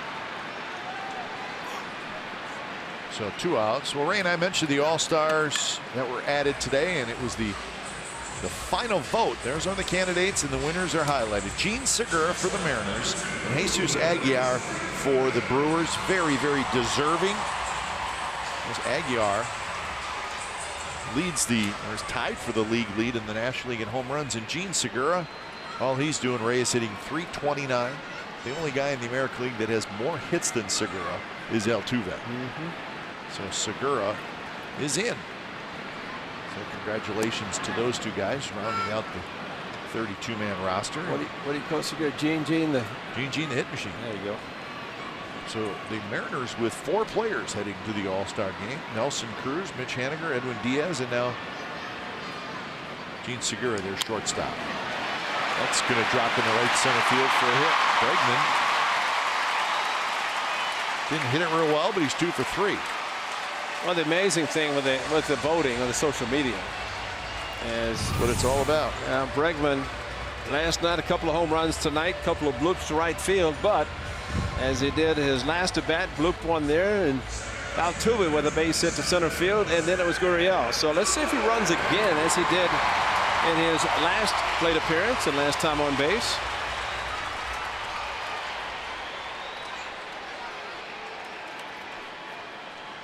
So here is Altuve. So see where Sean Doolittle, who's an all-star in the National League, he will not be playing. He's on the disabled list. He's got a toe injury, so no all-star game for Sean Doolittle. Pitcher for the Dodgers by the name of Ross Stripling was added in place of Doolittle. So the replacements are starting to come into play a little bit. Too bad about Sean, because that's his home team, the Washington Nationals. So he's looking forward to that. Altuve takes a stride. And again, as we have said often, you cannot pay so much attention to the runner at first. There are 2 outs, but Altuve, a very aggressive hitter, and maybe took that pitch to see if Bregman is going to run. He did not. But Altuve will not take too many.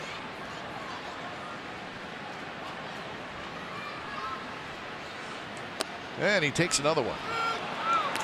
There's a first for everything, Ray. Yes, there is.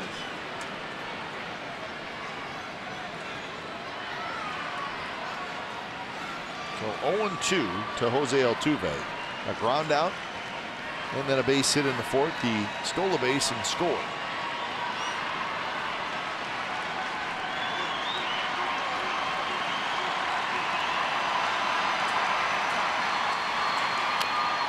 Tapped right at the plate. It trickles foul.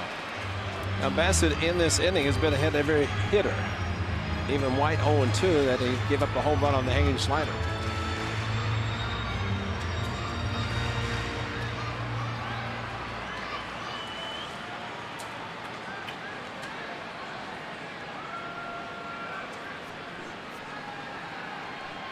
Bassett, 2 straight innings now, he's had to work very hard.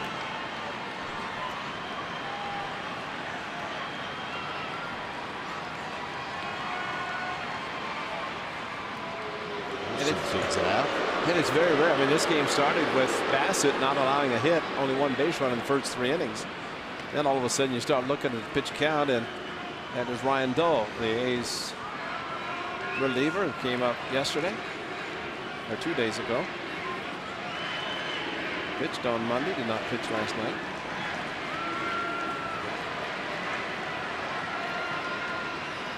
Altuve checks his swing. He did not go. Dull did pitch last night.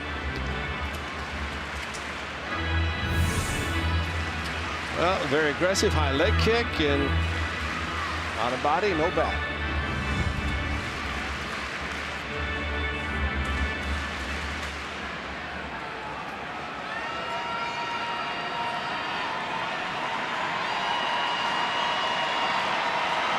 Bergman inches off. Count 2-2. Bassett starting to labor a little bit. Yes, he is. And with Dull loose and ready to go in the bullpen, you'd have to wonder if Altuve reaches. And Bob Melvin does not care about 5 innings to qualify for the win. He's concerned about a win, period, and regardless of who the pitcher is. And Bassett, who could have had a very easy and quick, efficient inning, he's not, though. That one's inside, and now the count is full. So 3-2, 2 outs. Bregman will take off on the pitch.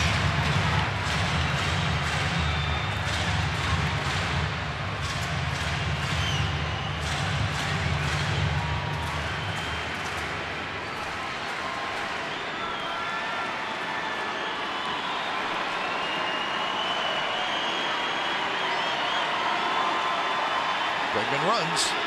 Foul back.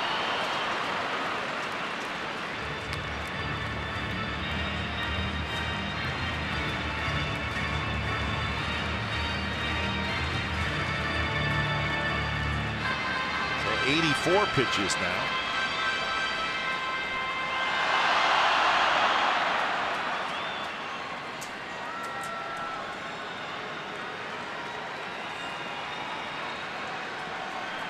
This will be pitch number 20 this inning for Bassett. And here it is. Bounce to short. Simeon's got it. He's going to go across to first. And Altuve is retired. Home run for Tyler White. So as we head to the 6th inning in Houston, the A's leading 6-3.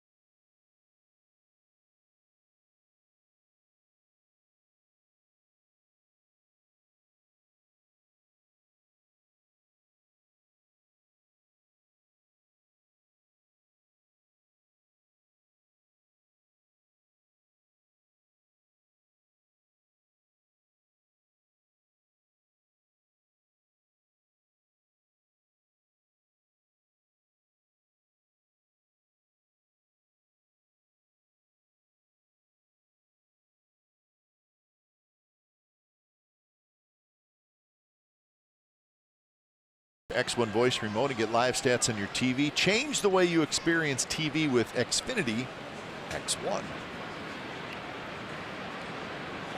Chris Bassett through 5 innings. Colors did not make it through 5. Went 4 plus.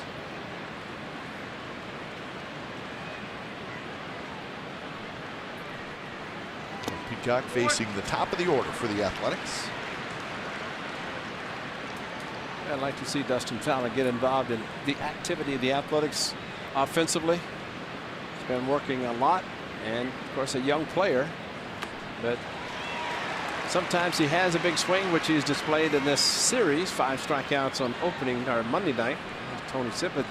Now the Astros have had another lefty, so now Sippett's not by himself down there from the left side.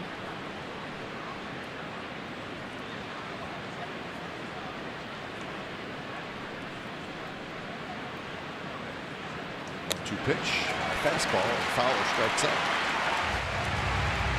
Fowler 0 for 4. Looks like he's searching a little bit, right? Yeah, and searching, and you know, as a leadoff hitter, it's nice to have the power, but your job is to get on base, and he's searching the point that maybe 2 opposite field hits. First home run, as we mentioned, in Toronto, to the opposite field. But they're struggling a little bit. Opposite field is the way to go. Simeon, he's been on base twice with a walk and reached on an error. 2 doubles and a triple last night for Simeon.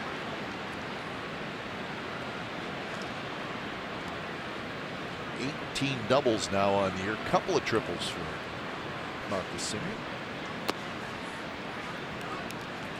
And I would guess Marcus, being a Bay Area kid, probably looking forward to this weekend. Yeah, absolutely. He had a grand slam last year against the Giants. Outside corner strike. And count 2-2. I'm looking forward to Bay Bridge series at San Francisco, the 4-day All-Star break, and then the 3 at the Coliseum. Spend time with his wife Tara and the kids. That one is hit deep left center field, and it is off the wall. How close was it to being a home run? I thought that hit above the yellow line, Yeah. but I could be wrong. We are a little And ways Bob away. Melvin again out on the warning track, and they want to take a look at it. And this should be, if it's a home run, it should be an umpire's call. Well, and it's simple. Is it above the yellow line? Ooh, man. Just below. Yeah. That's why. Boy. So, what, a foot? Yeah, if that, maybe not even that. Maybe scrape the yellow line. So we thought maybe it was close, and it was very close. So it'll be a double for Simeon, and now see if Lowry can knock him in.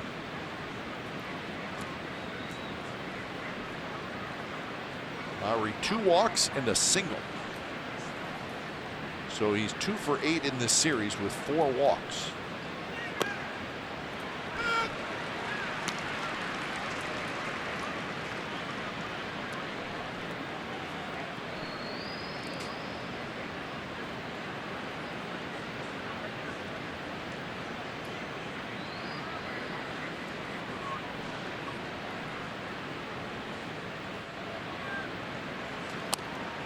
Tries to run a fastball in. It's off the plate.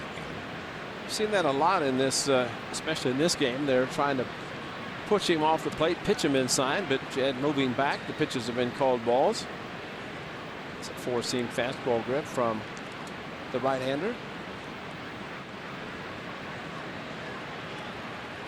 Swing and a miss.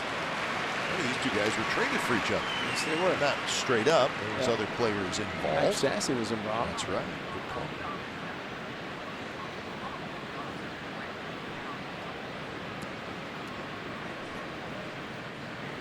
Now these are the hits the A's need. They've got a couple of opportunities to drive in Simeon from second. Got Lowry now, KD in the on-deck circle. Roll to the right side. Altuve way out in shallow right field. He's got to hurry, and they just got Lowry. Oh, that's so frustrating. And Well, Altuve, he's playing out there. I would not say he was in a big hurry.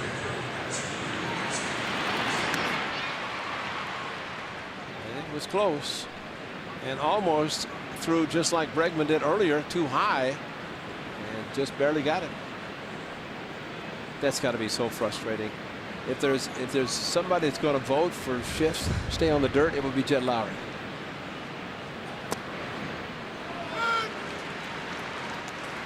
And here's Chris Davis. 2-run double for Davis in the first, then he hit into a double play and he grounded out. So he's 1 for 3. 62 RBIs on the year now. Chasing JD Martinez, who has 77. Haniger's got 65.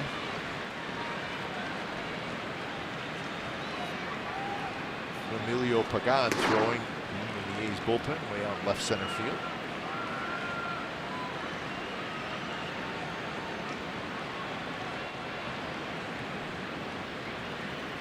And 2 pitches in the dirt, dug out by Fedorovich.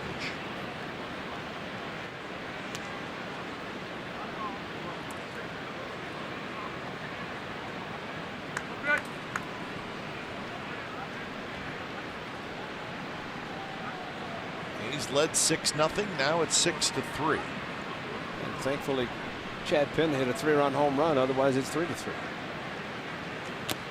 Foul tip in and out of the glove of Fedorovich. Chad Pinder with a grand slam off Tyler Clippard in Toronto to right center.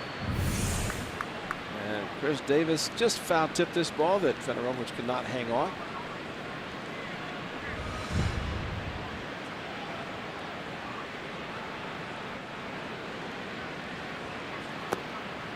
Bob Melvin will have a decision to make with Chris Davis this weekend. He's going to obviously play him some in left field. Is he going to play him all 3 games? You know, I saw him coming out of the batting cage. He had a glove in his hand. Yeah. That in order for him to play, he's going to have to play defensively in National League Park. Center field. Hit a ton. Springer back, and it is off the wall. Bounces back towards center field. Chris Davis hustling for third, and he's going to be in there with an RBI triple. Springer still laying at the base of the wall in left center field. Now he gets up. And the A's have a 7th run. And a big one. Every run you can add on is huge, and Chris Davis with another towering long drive. I agree with you. Every time he hits these, you think it's going to go out, and very close. Going to bring in another pitcher, but Tay Springer all out and just ran out of room. Fortunately, the wall is padded, and Chris Davis running hard. He gets an easy triple, but the way the ball came off the wall, and it took backing up the left fielder to back him up to keep the ball. Otherwise, it's an inside the park home run. So when it's time for change, think Speedy Oil Change and Auto Service, your trusted oil change, tune-up, and brake experts.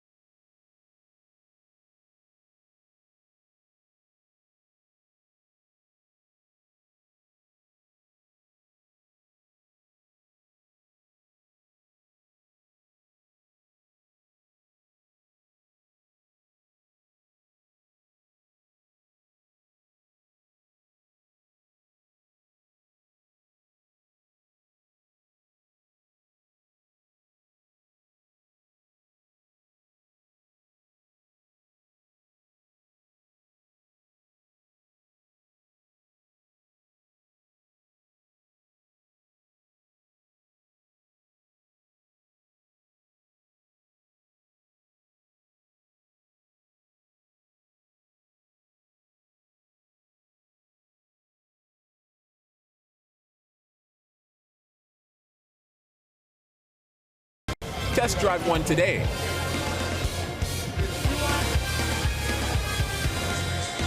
So the A's have added a run, 7-3, leading the Astros. It's the top of the 6th inning.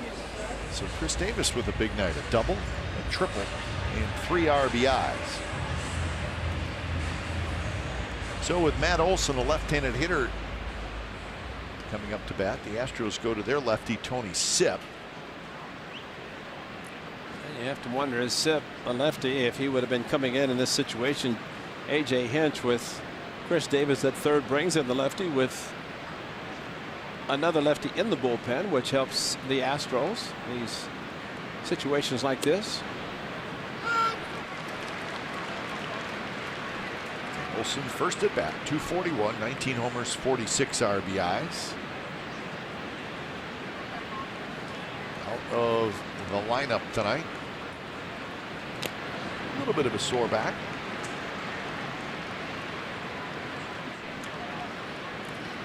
How about an RBI base hit? I bet it would make his back feel great. So with him getting in this game, he has played in all 93 games for the A's. And I want to say that Canna started the game at first base earlier this year, and he started there again tonight. Strike 3 called on the outside corner. So the A's get a run, a double by Simeon, a triple by Davis. Bottom of the 6th coming up.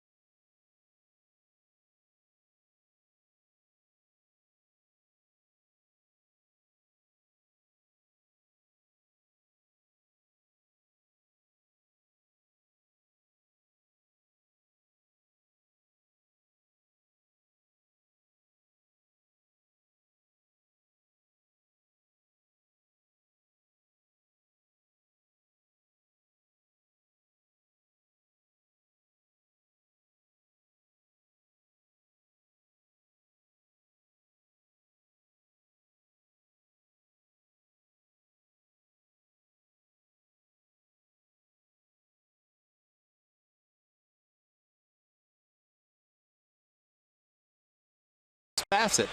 One start against the Astros back in 2015. Tonight, he was perfect through the first 8 hitters, then walked White.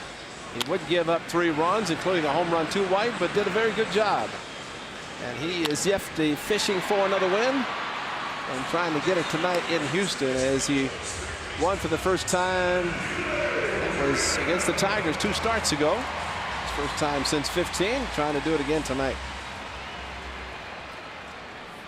So when it's time for change, think Speedy Oil Change and Auto Service, your trusted oil change tune-up and brake expert. So it's Emilio Pagan. So it'll be the bullpen's going to have to get to work tonight. Yes, they are. Gurriel to lead it off. And the first pitch goes to the backstop. Well, the bullpen's been good. They need to continue to be good to get this win tonight.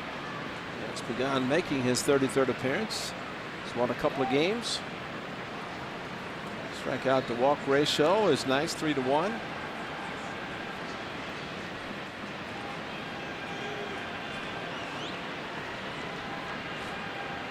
Gurriel rolls it. Chapman cuts in front of Simeon and throws in a very nice play by Matt Chapman.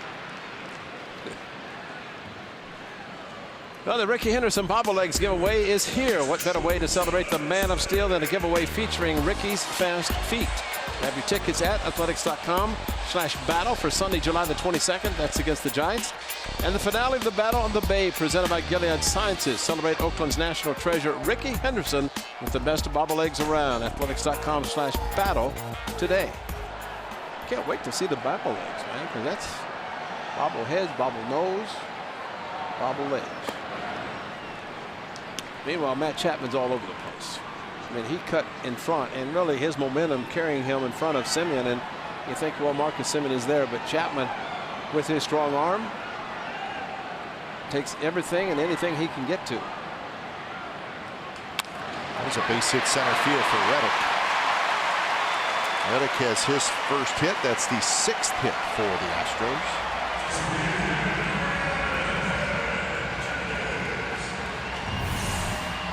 Josh Reddick, he hit 32 home runs with the A's, but we're seeing him do more and more of this, and that's take pitches back up the middle. Reading where, of course, we saw Josh when he's with the A's, how he was concentrating on opposite field because of the shifts, and said that his percentage very high and going against the overshift.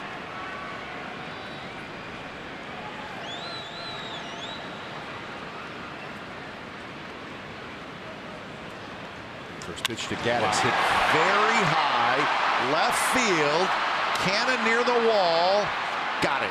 Wow. Oh, thank you. Did it bring rain? It did.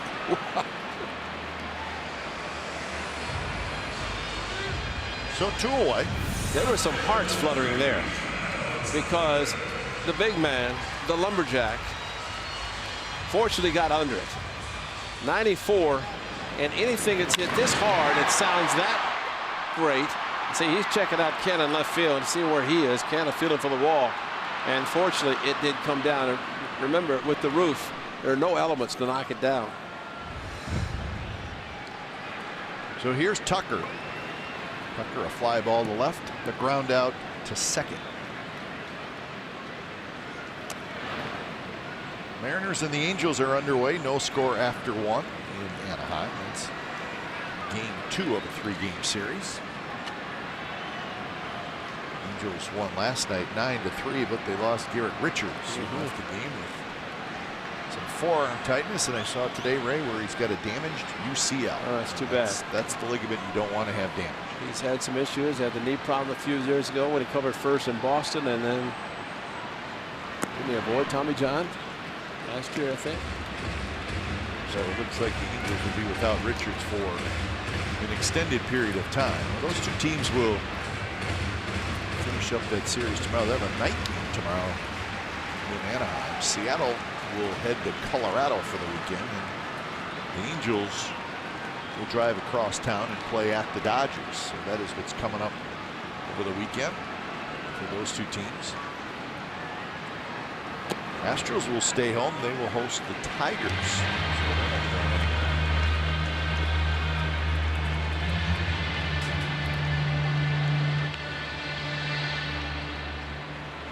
I want to say we do the same thing. Don't we leave Arlington and go to Colorado. We'll go to Arlington. That's right. We leave Arlington and go to Colorado after a night game. Yeah, of course. So we'll have a late arrival in Denver. Popped up. They didn't have the green light 3-0. And who's going to catch it? And it's going to be the right fielder Pinder who jumps in front of Simeon. And that's how the inning ends. 7-3 after 6.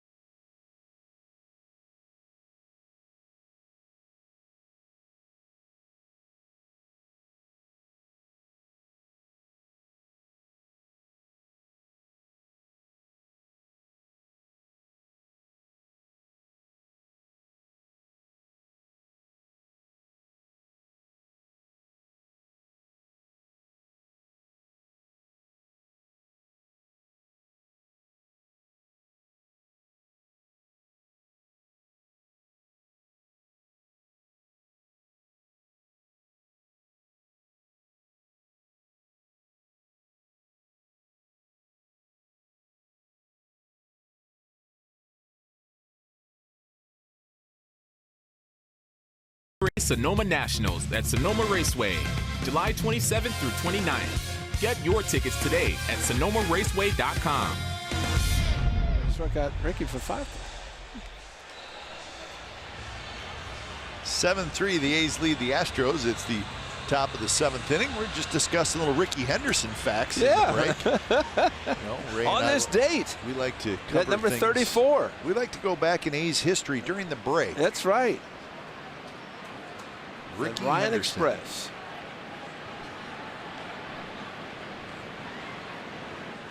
Ryan Express got Ricky for number 5,000. That's what we were talking That's about. right. That's We what I said as we came extend our back from conversation break. extended over a little bit because we had a lot to cover in the break. Breaks are too short sometimes. I'm telling you, we're baseball announcers and we want to talk baseball. 1-0 the count to Chapman as Tony Sipp stays in the game.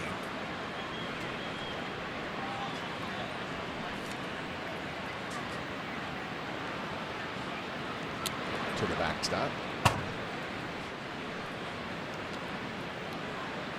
Red Sox won again. They beat the Rangers 4-2. I bring that up because it's their 9th consecutive win. The Red Sox are 65-29. Obviously, that's the best record in the major leagues. 65-29. You know who's playing well right now, Ray, is the Tampa Bay Rays. Oh, yes, now, absolutely. they're not in it with the Yankees and the Red Sox, but the Rays have won 5 in a row. They're 4 games over 500. And right now, Ray, they're 3 games behind the Athletics. Absolutely. Yeah, no, they had a big C.J. Cron home run today to give them the lead. They hung on and won. They go to Minnesota for a 4-game series starting tomorrow. And that's a team that they traded Longoria, and they traded some people, not only in the offseason, but this year they traded their closer. That's exactly right. They really are playing good baseball. And the center fielder they acquired from the Giants. They traded him to Seattle. Yeah.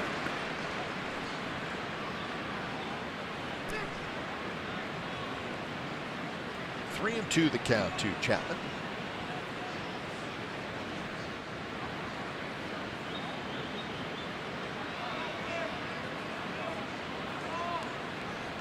Chapman with a good swing, fouls it straight back.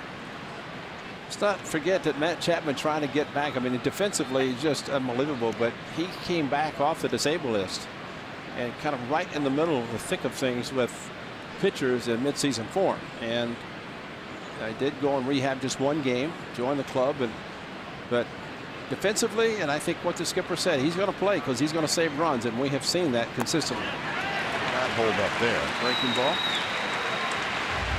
1985, we showed Nolan Ryan because of this. 1985 strikeout number 4,000. This was as a member of the Houston Astros. Check this out. The Express. Oh, how about curveball? That's Alan Ashby catching him. So 4,000. And he's got a record probably that would never be reached. Now that's Bailey, not Ashby. Astrodome, man, it was a place to go. 7 no-hitters, too. Yes, with 7 different pitchers. Ryan Express. 5,714 strikeouts. Almost 2,800 walks. Well, that's the 4,000 we saw, and he's with the Texas Rangers when he struck out Ricky for number 5,000. He was good. Talk about intimidating. Oh. I mean, when he grunted, you got scared when he threw the pitches.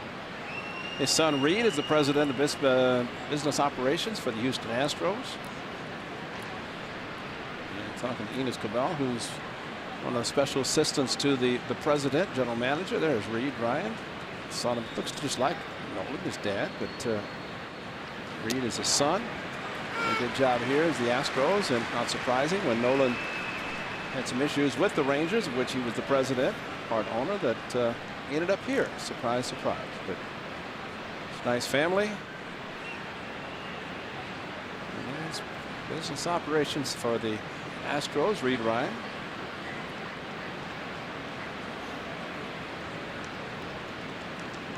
Nolan also had his number retired in 3 different places. That's true. Here, Arlington, the Rangers, and the Angels. There it is in Houston, along with a few others. Jackie Robinson, 42. So that makes me think the Mets should have never traded him. Oh my, you think? Yeah, I'd say that's a very, very good thought. Jim Fregosi? Yeah. Wasn't it Nolan Ryan? 69, I think it was 69. Yeah. Jim Fregosi. Hit hard toward third. Gurriel has it. So Marcano is retired. Nolan Ryan, just an unbelievable pitcher, and he looks so young there. He pitched to his mid-40s. Same delivery, though. There is Alan Ashby, who's catching it. And he got to wear those sweet uniforms. Yeah. That's Art Howe. Yep, another curveball. And Nolan Ryan just a ho-hum. Hardest working pitch I've ever seen. He pitched a no-hitter. First thing he'd do is get on a exercise bike and ride it. You'd have to wait for him to finish his exercise, his conditioning, before you could interview. McCaffrey was the most intimidating because Twilight and Anaheim, he pitched, and you just had no chance. Good curveball, good fastball. Don't bunt on him. Don't check the baseball. Otherwise, I think that boy needs a bow tie.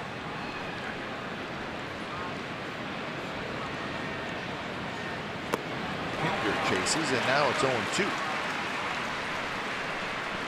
Pinder's going to go for a little walk. Good night, though, for Pinder. A walk, a 3-run homer, and a single. With his single. That's right. Came with runners at first and second, but Piscotti was thrown out on a very close play at the plate. Thrown out by Kyle Tucker in left field. You know, he's a little bit taller than maybe Jed Lowry and Marcus Semien. He went out and jumped above them to make the play. There's the other left-hander in the bullpen of the Astros. Sionel Perez. Swing and a miss, struck him out. So Sipp has faced 4 hitters. He's retired all of them. And it is 7th inning stretch time here in Houston. 7-3 Athletics.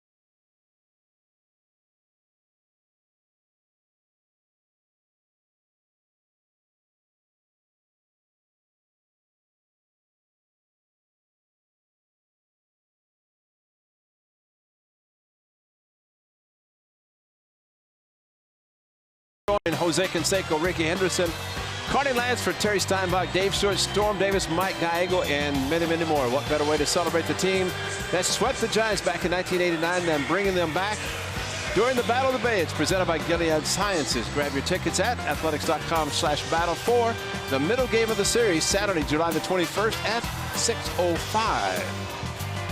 Series finale at Candlestick Park. And the A's trying to win this game, take the first 2 out of 3. And Pagan back out there for his 2nd inning of work. After Bassett went 5. Fedorovich, White, and Springer.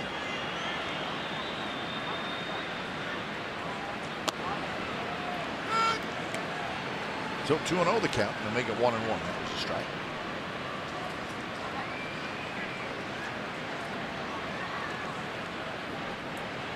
Rovich, a strikeout and a fly ball to right field. And now it's 1-2. Yeah, Cat the A's is Ryan Dolan's up again in the bullpen. He was up earlier in the 4th to make it the 5th inning. But you know, Fedorevich, he's relatively new as far as the big leagues. But look at the defense. They're playing him straight up. Because what kind of information do you have on him? And I think sometimes this is good. Remember, we saw Nick Martini with the White Sox. They shifted him to 3 on the left, on the right side. And he hit a ball through the shift for a game-winning base hit. There's Nick Martini back with the ball club. Enjoying the big leagues again. And sometimes you play them straight up, and if they get a hit, tip your hat. But bottom line, you're not helping them out.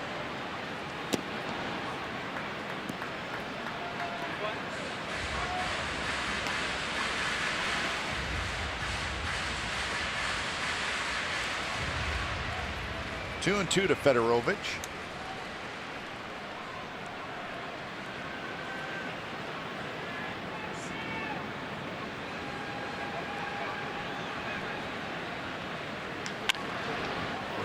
Bounced foul.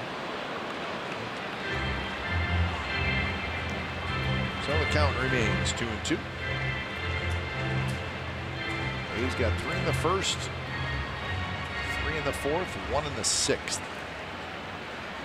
Astros with 2 in the 4th and 1 in the 5th. Another roller foul toward the A's dugout.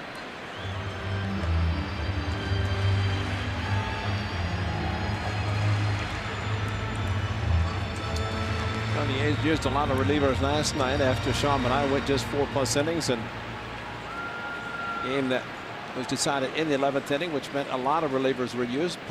Petit was ready to go back out for another one before Piscotty hit the solo home run. And that one could have been a strike. Yeah, 6 1/3 innings last night for the A's bullpen. Trinan has pitched in each of the first 2 games in this series.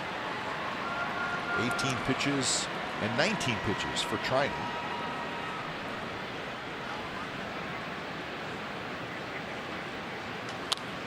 Popped up. Olsen backing up. And Matt Olsen grabs it. So 1 away. Saturday, one of the top scorers in MLS, Danny Houston, leads the Quakes against the Montreal Impact. Coverage begins at 4:30. Also streaming live on the NBC Sports app. The home of the authentic Quakes fan is NBC Sports California. So Houston and the Quakes against the Montreal Impact.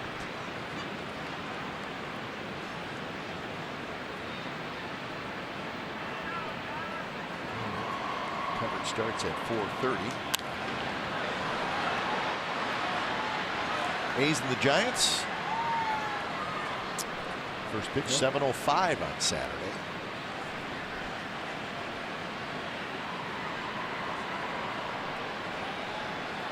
Oh, and 1 the count to Tyler White, who hit a home run in the 5th inning. He also walked in the 3rd. Well, to your point, and he is really the only one in the bottom, 4 batters that has reached base. And he's done it a couple of times, including the home run.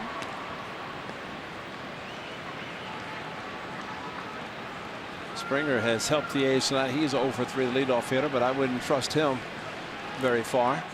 He's in the on-deck circle again.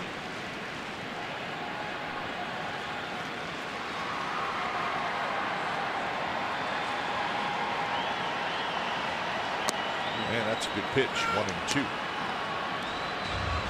And this is what really makes the A's good out of the bullpen. It's, again, Petit last night, a couple of innings, could have gone the 3rd, and he said he was ready to go. Pagan trying to get 2 innings out of him. Single last inning after the Reddick base hit.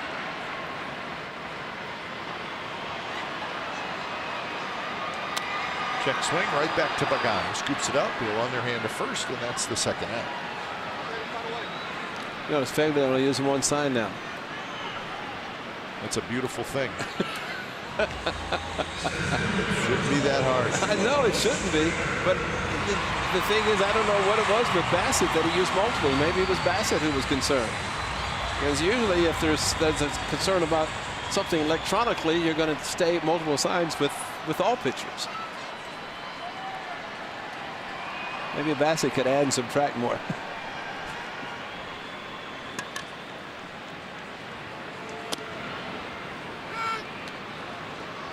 And I don't doubt that at all, that does happen in some ballparks. Yeah.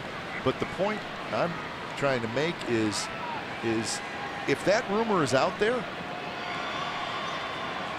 then it's already hurting you as a visiting team.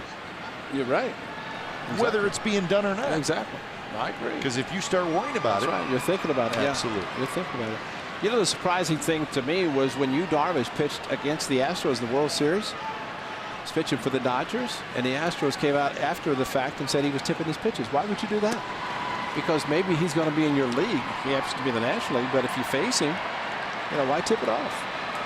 But I don't say anything. 2-1 to Springer.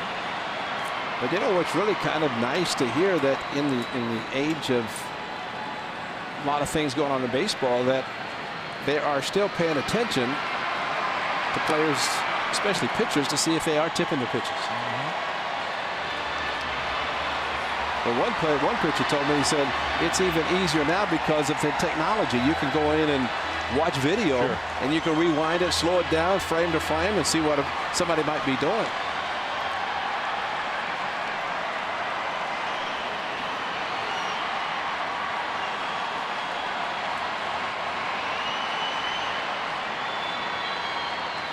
Springer hits them very high to center. Looks like Fowler's going to have room, and he does. So Pagan, a very good 2 innings of work, and we are moving to the 8th. 7-3 A's lead.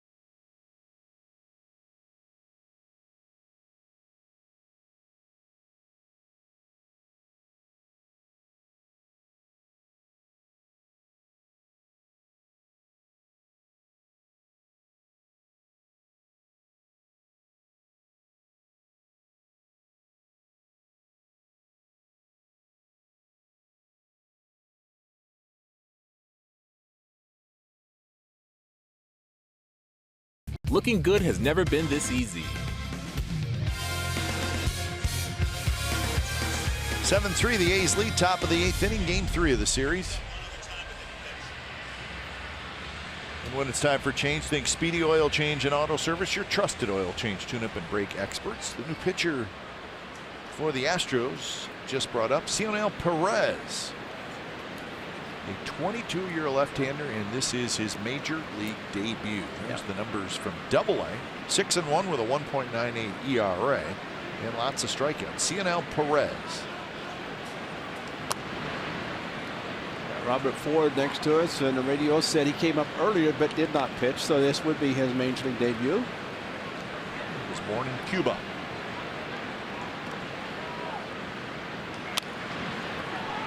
Popped up. The only man on the right side is Tyler White, and it's right to him. So Fegley is out. All right, here's our Wells Fargo look ahead, and we're looking ahead to the weekend with the Giants and the A's. There's some of the records. The A's 10 over. The Giants, after their win today, are 3 over. Runs per game, home runs, ERA is very close. Errors are pretty close. Giants, with their win today, they are 3.5 back in the National League West. And they're 3.5 back as well, I believe, in the wild card. So they're hanging around.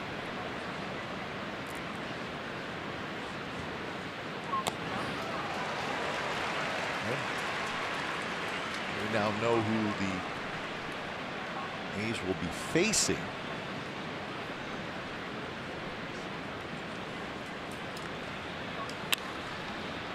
It's kind of interesting. Derek Rodriguez, who is the son of Pudge Rodriguez, who's a starting pitcher for the Giants, and he's done very well. He was probably going to pitch this weekend, but he came in today in extra innings and he got the win. And he pitched 3 innings, but that sort of takes him out of pitching against the A's this weekend. So it'll be Bumgarner and Jackson on Friday, Anderson and Samardzija on Saturday, Minaya and Suarez, a rookie left-hander, on Sunday. That's the matchups. So both teams in the postseason hunt. It should be fun.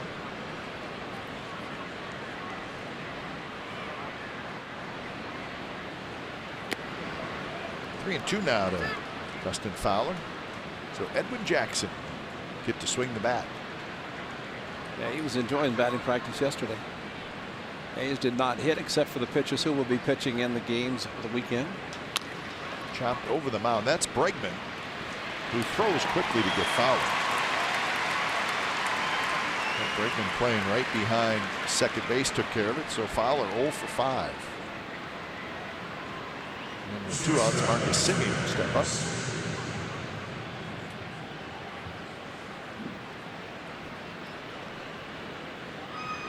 So Perez making his major league debut, trying to have a clean inning.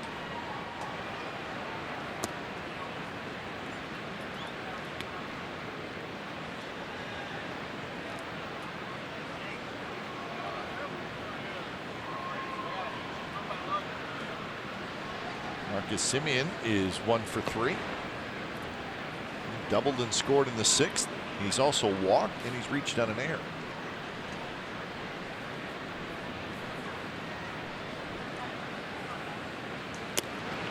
A little bit high, 96 miles an hour.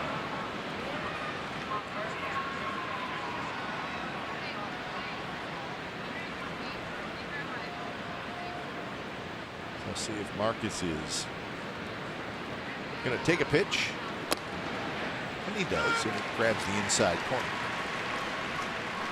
Certain guys are going to swing 3-0. Other guys don't like to do it, especially against a pitcher they've never seen before. Might as well just see as many as possible.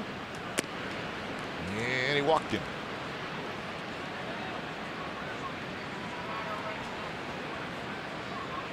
So that's walk number 6 that the A's have received. The first 5 were from the starter McCullers, who was not good tonight. He went 4 innings, gave up 4 hits, 6 runs, and 5 walks.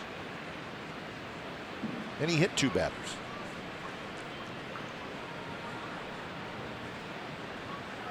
So here's Lowry, who hits right-handed for the first time tonight. He went around. Lowry, the consistency this year, 292 as a right-handed hitter, 285 as a left-handed hitter.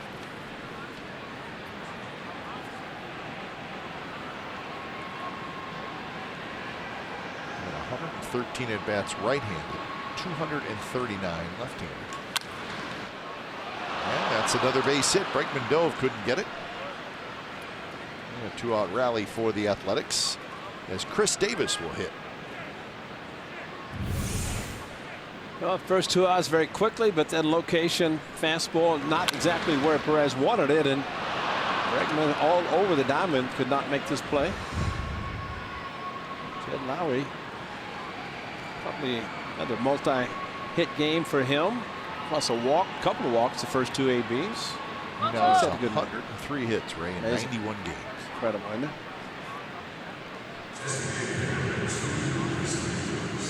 Flint said, letting everybody know that was a mound visit. Yep.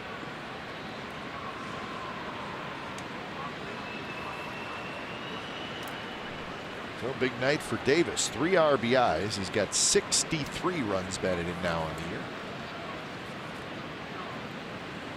And a mighty swing and a miss. His triple that he hit in his last at bat, a 2-out triple, was huge because that did give the A's an extra run. And then Evan Gatta's towering fly ball came down at the warning track.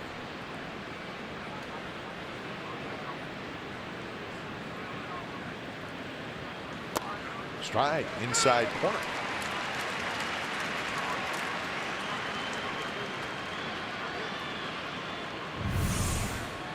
Well, you have to wonder about some of the pitches. That's brought back on the corner by Fedorovich, but should have been called by Nick Lentz before that.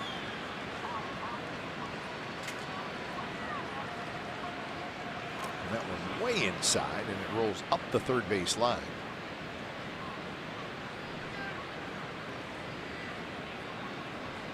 So Fedorovich, who's caught 8 innings,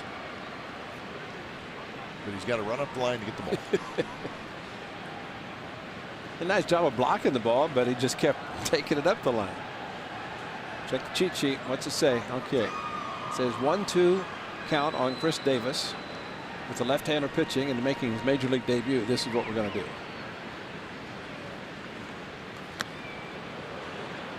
So 2-2 the count.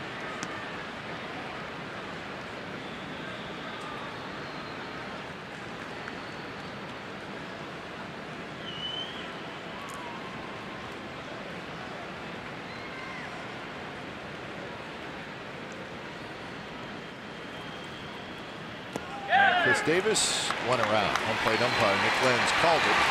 So Davis strikes out. A pair of runners are stranded for the A's. Bottom of the 8th inning coming up. 7-3 A's lead.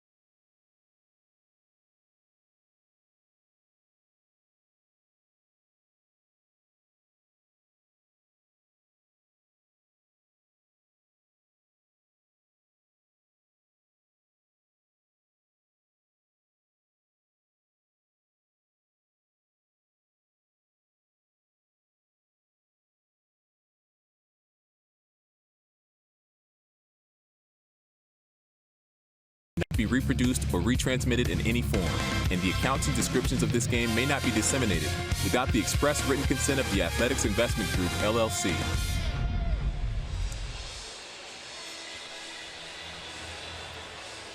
Here's our game summary brought to you by your local Toyota dealers. 7-8-0 for the A's, 3-6-2 for the Astros. Facet with a chance to get a W. It's McCullers, 6 runs in 4 innings. Chris Davis has 3 RBIs. Chad Pinder has a 3-run homer. So the A's trying to make it 2 wins in 3 games in the series with 1 more ball game to play tomorrow afternoon. The new pitcher for the Athletics is Ryan Dull. Inning last night for Ryan Dahl, and did a very good job. That was in the 5th inning. That was after Sean Manai had given up a single, then popped up to second. A couple of ground ball outs by Ryan Dahl, just rejoining the ball club. Here he'll face Bregman, Altuve, and Gurriel. Bottom of the 8th inning. Now, Ray, we were just handed a press release from Major League Baseball about who is going to be in the home run derby. Who we got? So that's interesting. You ready? Yep. Bryce Harper, Freddie Freeman, Jesus Aguilar, Javier Baez from the Cubs, Rhys Hoskins, Max Muncy, Kyle Schwarber, and Alex Bregman. Alex Bregman's going to give that home run derby a shot. He grounds out here, so he's 2 for 4. So that's the group that'll square off in the home run derby on Monday, which has become a pretty popular thing during All-Star Week. The guy from the Brewers, Aguilar, who just got voted in today, he may be the most fun to watch, although Javier Baez takes a mighty swing to come second base. Yeah. Schwarber. Bryce Harper will be looking to put on a show in front of the home fans. And all the potential teams that might want to sign him. Yep.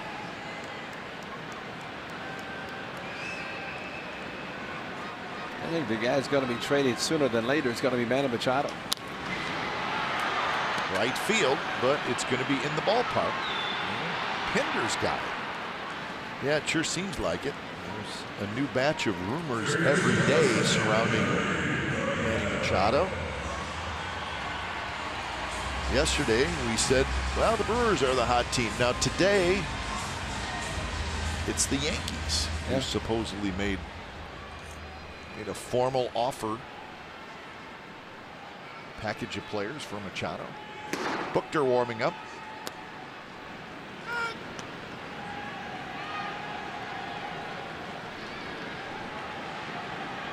0-1 the count to Gurriel, who's 1 for 3 with a 2-run single.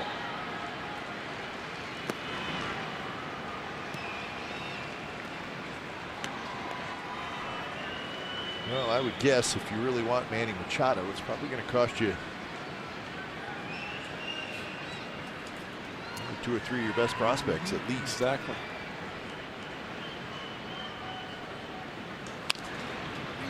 If the Yankees were to get him, though, they'd have to shift some people around. And he's pretty adamant he doesn't want to play third. Doesn't want to play third. And you know, in the case of, I mean, they're not going to move Gregorius. Wouldn't think anyway.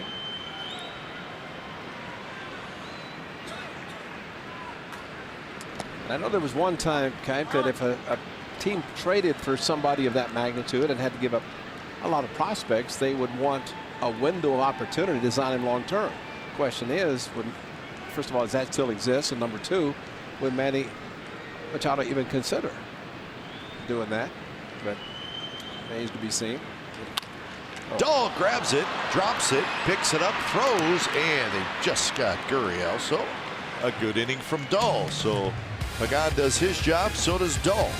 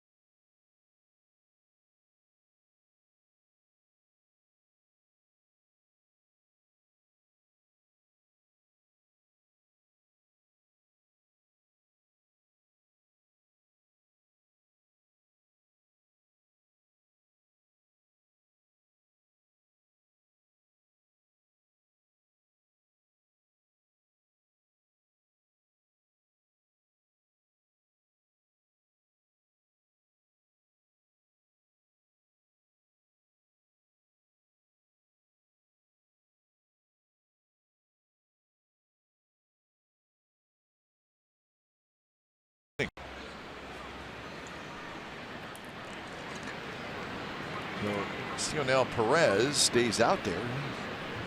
Worked himself out of a jam in the 8th inning, stranded a pair. And faces Olson, who swings at the first pitch and hits it right to Gurriel on the left side of the diamond. So Olson is out, 1 away.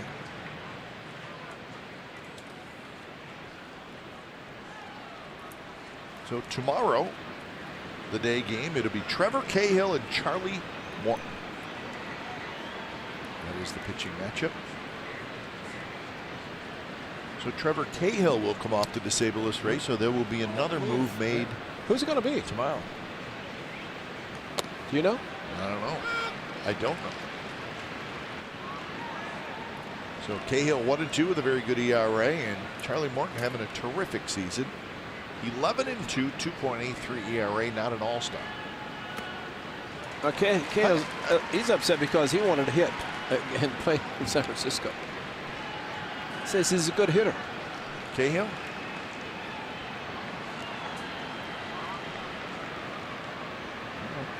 If he says so, we'll believe him. Yeah. Sort of. Said he wouldn't get hurt running the bases. Yeah, so did Tanaka from the Yankees, and he pulled both hamstrings, which is really hard to do. Very hard. Wow, look at that score. Colorado. Well, which one's better, that one or the Indians? Browns beat the Bengals 19-4. So the Indians were mad about last night, as they should be, and they came out and scored a bunch. You know, I thought I heard Tom Hamilton today. Oh, he's a beauty. 18-1, 5-4-3-6. That's like an area code, zip code or something. Hey, Arizona took a lead in the first inning. Did they have a 1-0? 1-0 lead. Chapman will take it. A little flare to right field. Time now for the Chrysler drive of the game. How about Chad Pinder? Let's look at a hanging curveball with a couple of strikes. The A's up 3-0. Now it's 6-0. That's huge. That was a big, big home run for Chad Pinder. And stayed on the curveball. And that was an excellent, excellent swing. And that gave the A's a 6-0 lead.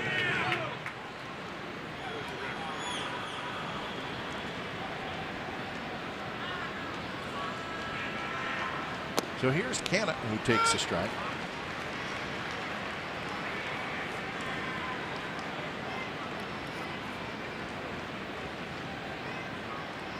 Ray, is it bad if a position player comes into the game to pitch in the 4th inning? Is that what's happening? That's what Daniel Descalso from the Arizona Diamondbacks. I'm just double checking this. Yeah, 4th inning.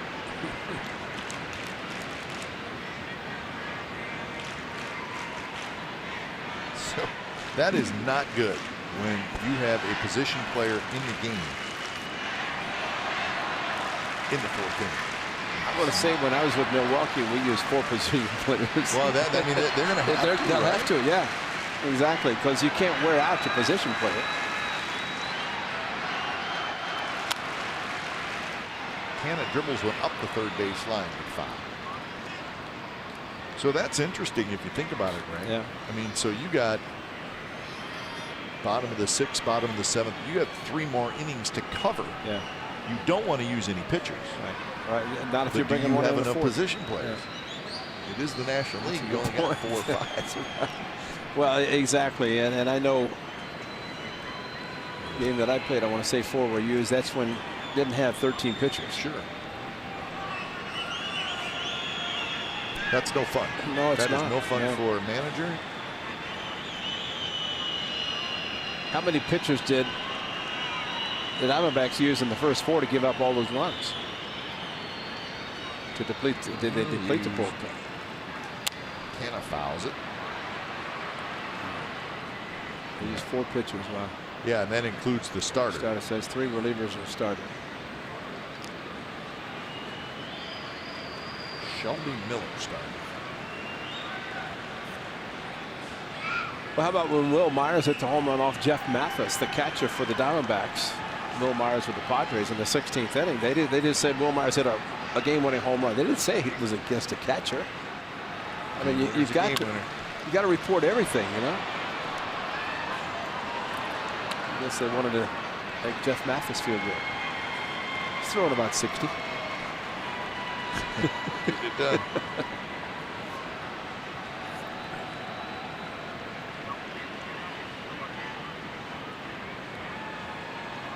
Well, the Mariners have a 3-0 lead over the Angels in the bottom of the 4th inning. Another foul ball. So Canna up there battling. Canna 0 for 3 when he did walk and score in the 4th. Yeah, the Angels, one team I would never count out until it's over, because they find they've got a lot of veteran players, position players, and if they get any and had any pitching, but it's just one of those teams with Mike Scioscia, you just never count anything out. Just a couple games over 500. Yeah. They were down 3-0 earlier last night. About a hand ago, you said hit a 3-run home run. They just came back and won. So there's the AL West. The Rangers are the only team that has finished their game they lost.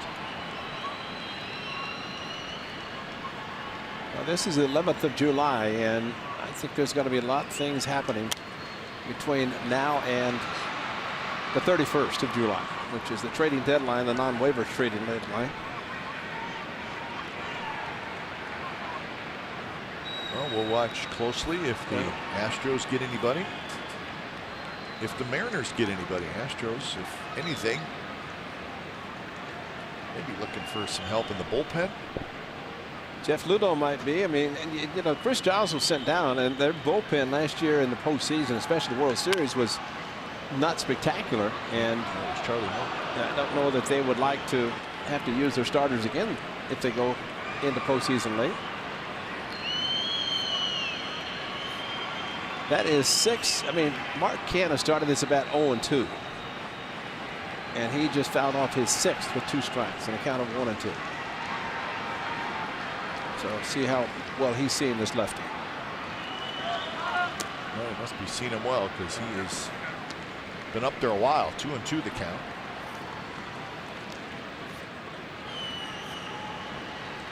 Neil Harris, who seems to at least warm up every game.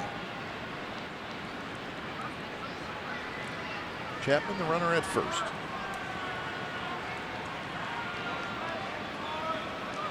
Canha on a foul tip. Swings and missing.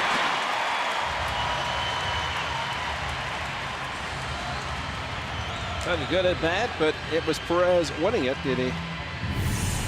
Brent Strom's going to take a walk out to let him repair his chain. Foul tip into the catcher's mitt.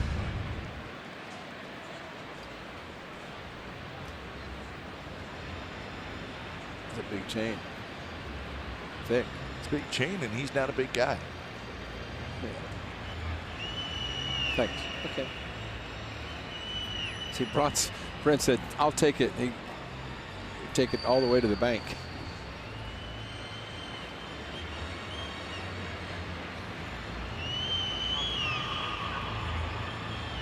Do you think he hears anything Brent Strom is saying? It's his big league debut, and he's doing a pretty good job. Yeah. I don't know if I saw him blink when Brent Strom was out there. And Brent Strom's got a chain in his hand. Remember, it was last year when Correa proposed to his now fiance after the Game 7 of the World Series. Talk about a sleight of hand to take that engagement ring after the celebration and propose. I would have probably waited, but that's just me.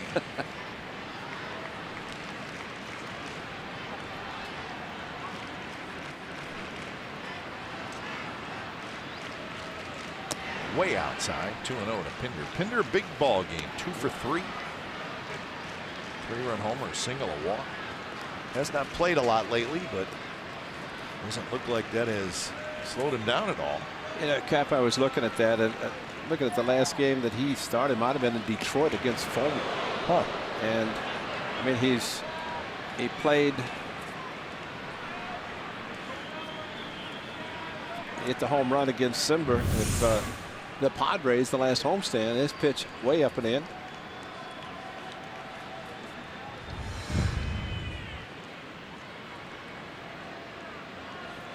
42 pitches for Perez out of the bullpen. And he walked him.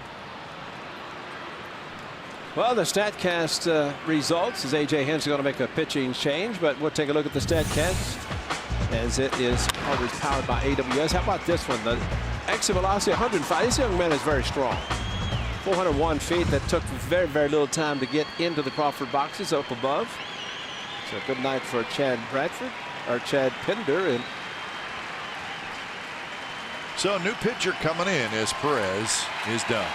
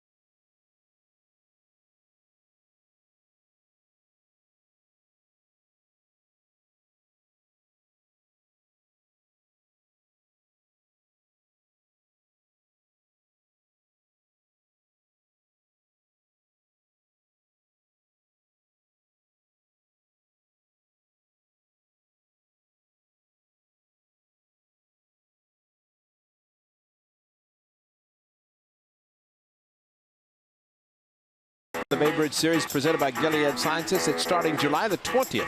The entire weekend is packed with giveaways and promotions, including 80s fireworks on Friday, a 1989 World Series champion team reunion on Saturday, and Ricky Henderson bobbleheads giveaway on Sunday. Grab yours at athletics.com/battle. It's time to defend the Bay. There they are, the two Caps, the A's and the Giants. Fegley shoots on the right field. That's a base hit. Springer on one hop. He's got it. Chapman to the plate, and Chapman is safe. Great speed by Chapman. He scores ahead of the tag, and Fegley with an RBI hit. Man, he's motoring, isn't he? The kid can fly. Good hitting by Josh Fegley, going opposite field on the breaking ball from Will Harris, and as soon as he got it, that is Josh Fegley. What a throw, but what a great slide also. And the umpire had to get out of the way, but Matt Chapman going in feet first, and again, that's the one that you could go more to the side and touch the plate with a hand. Still, he made it. A little burn on his elbow, but it's not surprised to see Josh Reddick make that kind of a throw, but great hit by Josh Fegley. Another run added on to the tally for the Athletics. 0-1 the count to Fowler, who's 0 for 5. 10 hits now for the A's and an 8-3 lead.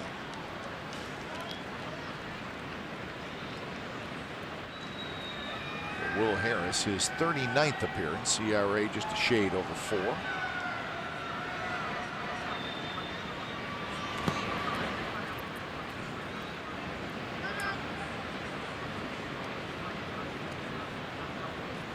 Go, Will. Fowler needs a hit. Yes, he does. And then get a big enough lead off first base to have him throw over and see if they try to pick him up.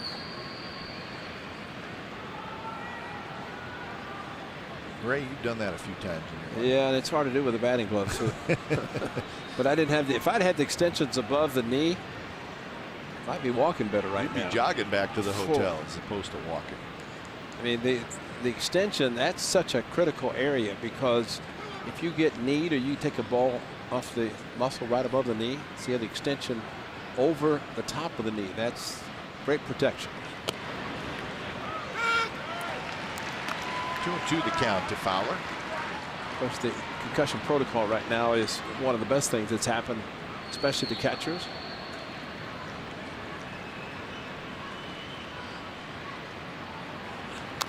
Fowler just got a piece of it.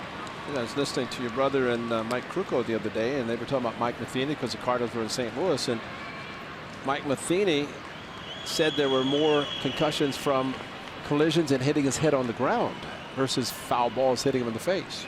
See, I thought it was more of the foul balls, but he had said, again, told the Cooking Type Show that it was more of banging his head on the ground. Oh. Which, you know, stands to reason, you know, because if you take a hit and you fall back and hit your head, you know, it could happen. But still, it's hard to. Yeah. But those foul balls off the mask. Wow. Yeah, you feel them. That's why you have to have a strong net. Fowler strikes out. He's tagged. And the A's get a run. A couple of hits and a walk. So, bottom of the ninth. The A's 3 outs away from a good win.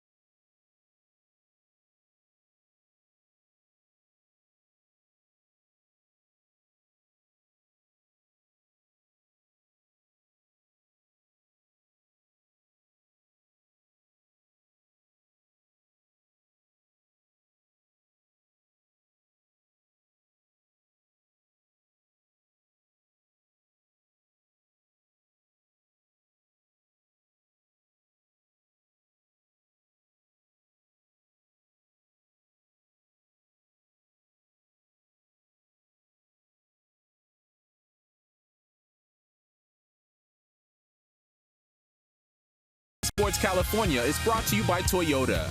Designed for the grind that comes through every time. See your local Toyota dealer today.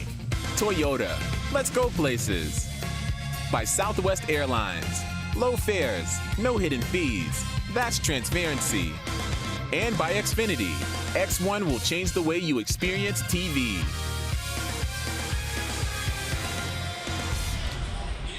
So 8-3, the A's lead.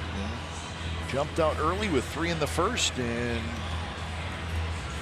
held the Astros off. So it's the bottom of the 9th inning.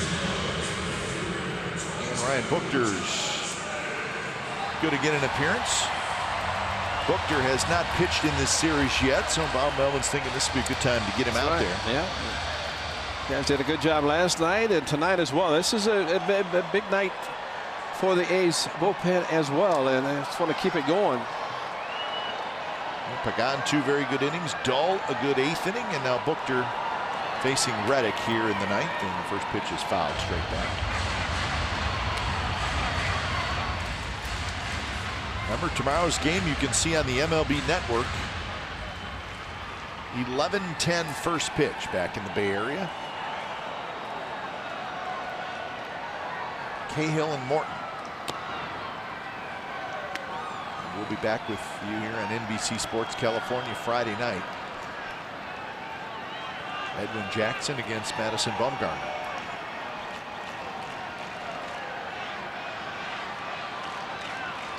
Reddick towards second. Lowry's got it. Straightens up, throws to first, 1 away.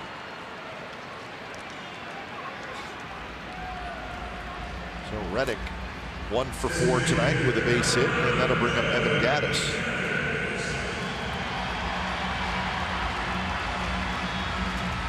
joke around and we call Gaddis Babe Gaddis. He's always been so tough on the A's, but in this series, Gaddis is 0 for 12.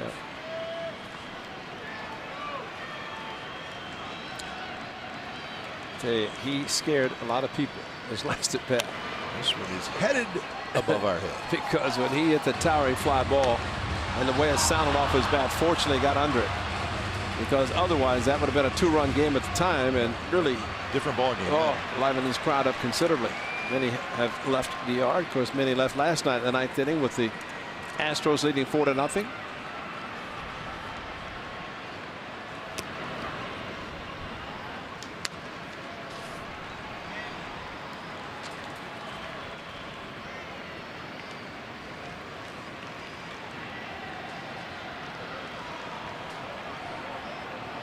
That is 2 ground outs, and then that fly ball that Ray's talking about. Grounded out to third a couple of times.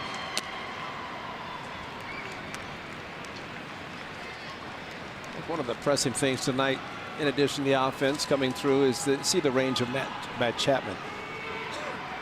A lot of fun to see him going especially hard to his left, cutting in front of Marcus Semien. Then, you know, one of those you think, well, why do it? But there's another one just missed. Who's going to catch it? Canna coming in and over. So 2 away here in the 9th. But a lot of times the momentum of a third baseman cutting in front of a shortstop, his momentum is taking him towards first base. And it's great to see the young third baseman not afraid to range far to his left, utilize the very strong arm that he has.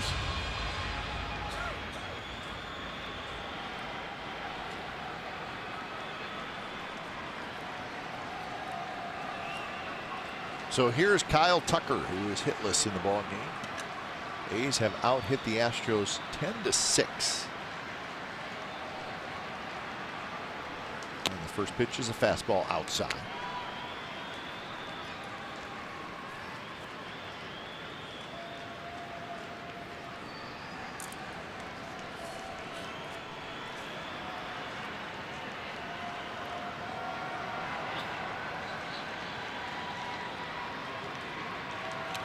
Big swing by Tucker. It was a sellout tonight. Over 41,000. 8th sellout of the year for the Houston Astros. Did you get your replica championship ring? No, I don't want one. I didn't get one either. I want the real Adam, one. did you get one? Yeah. Oh, Joe, thanks. How about us, Adam?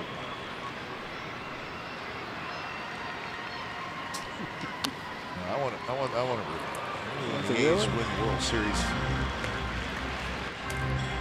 Unless Dave Cavan, Chris Johnson. Can I get one? Yeah.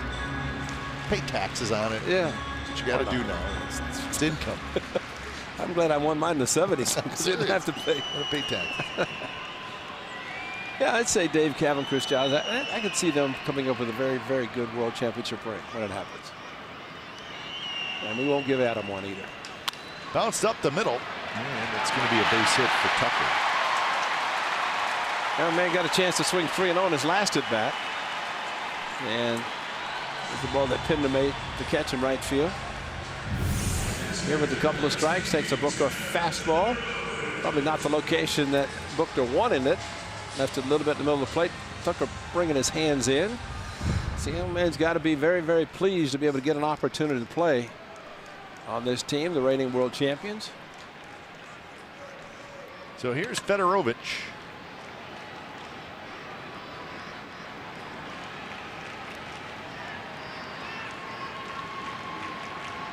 Fedorovich hits one very high, right center in the ballpark. Pinder says, I got it. He does, and that's the ball game. So game 3 of this series goes to the Athletics as they score early. They score often. And now they get a chance to win the series tomorrow. Time of game was 3 hours and 13 minutes. The attendance, a sellout, 41,119. Final score tonight, the Oakland A's over the Houston Astros, 8-3. Time now for A's post-game live. Let's head back to the studio and Laura Britt.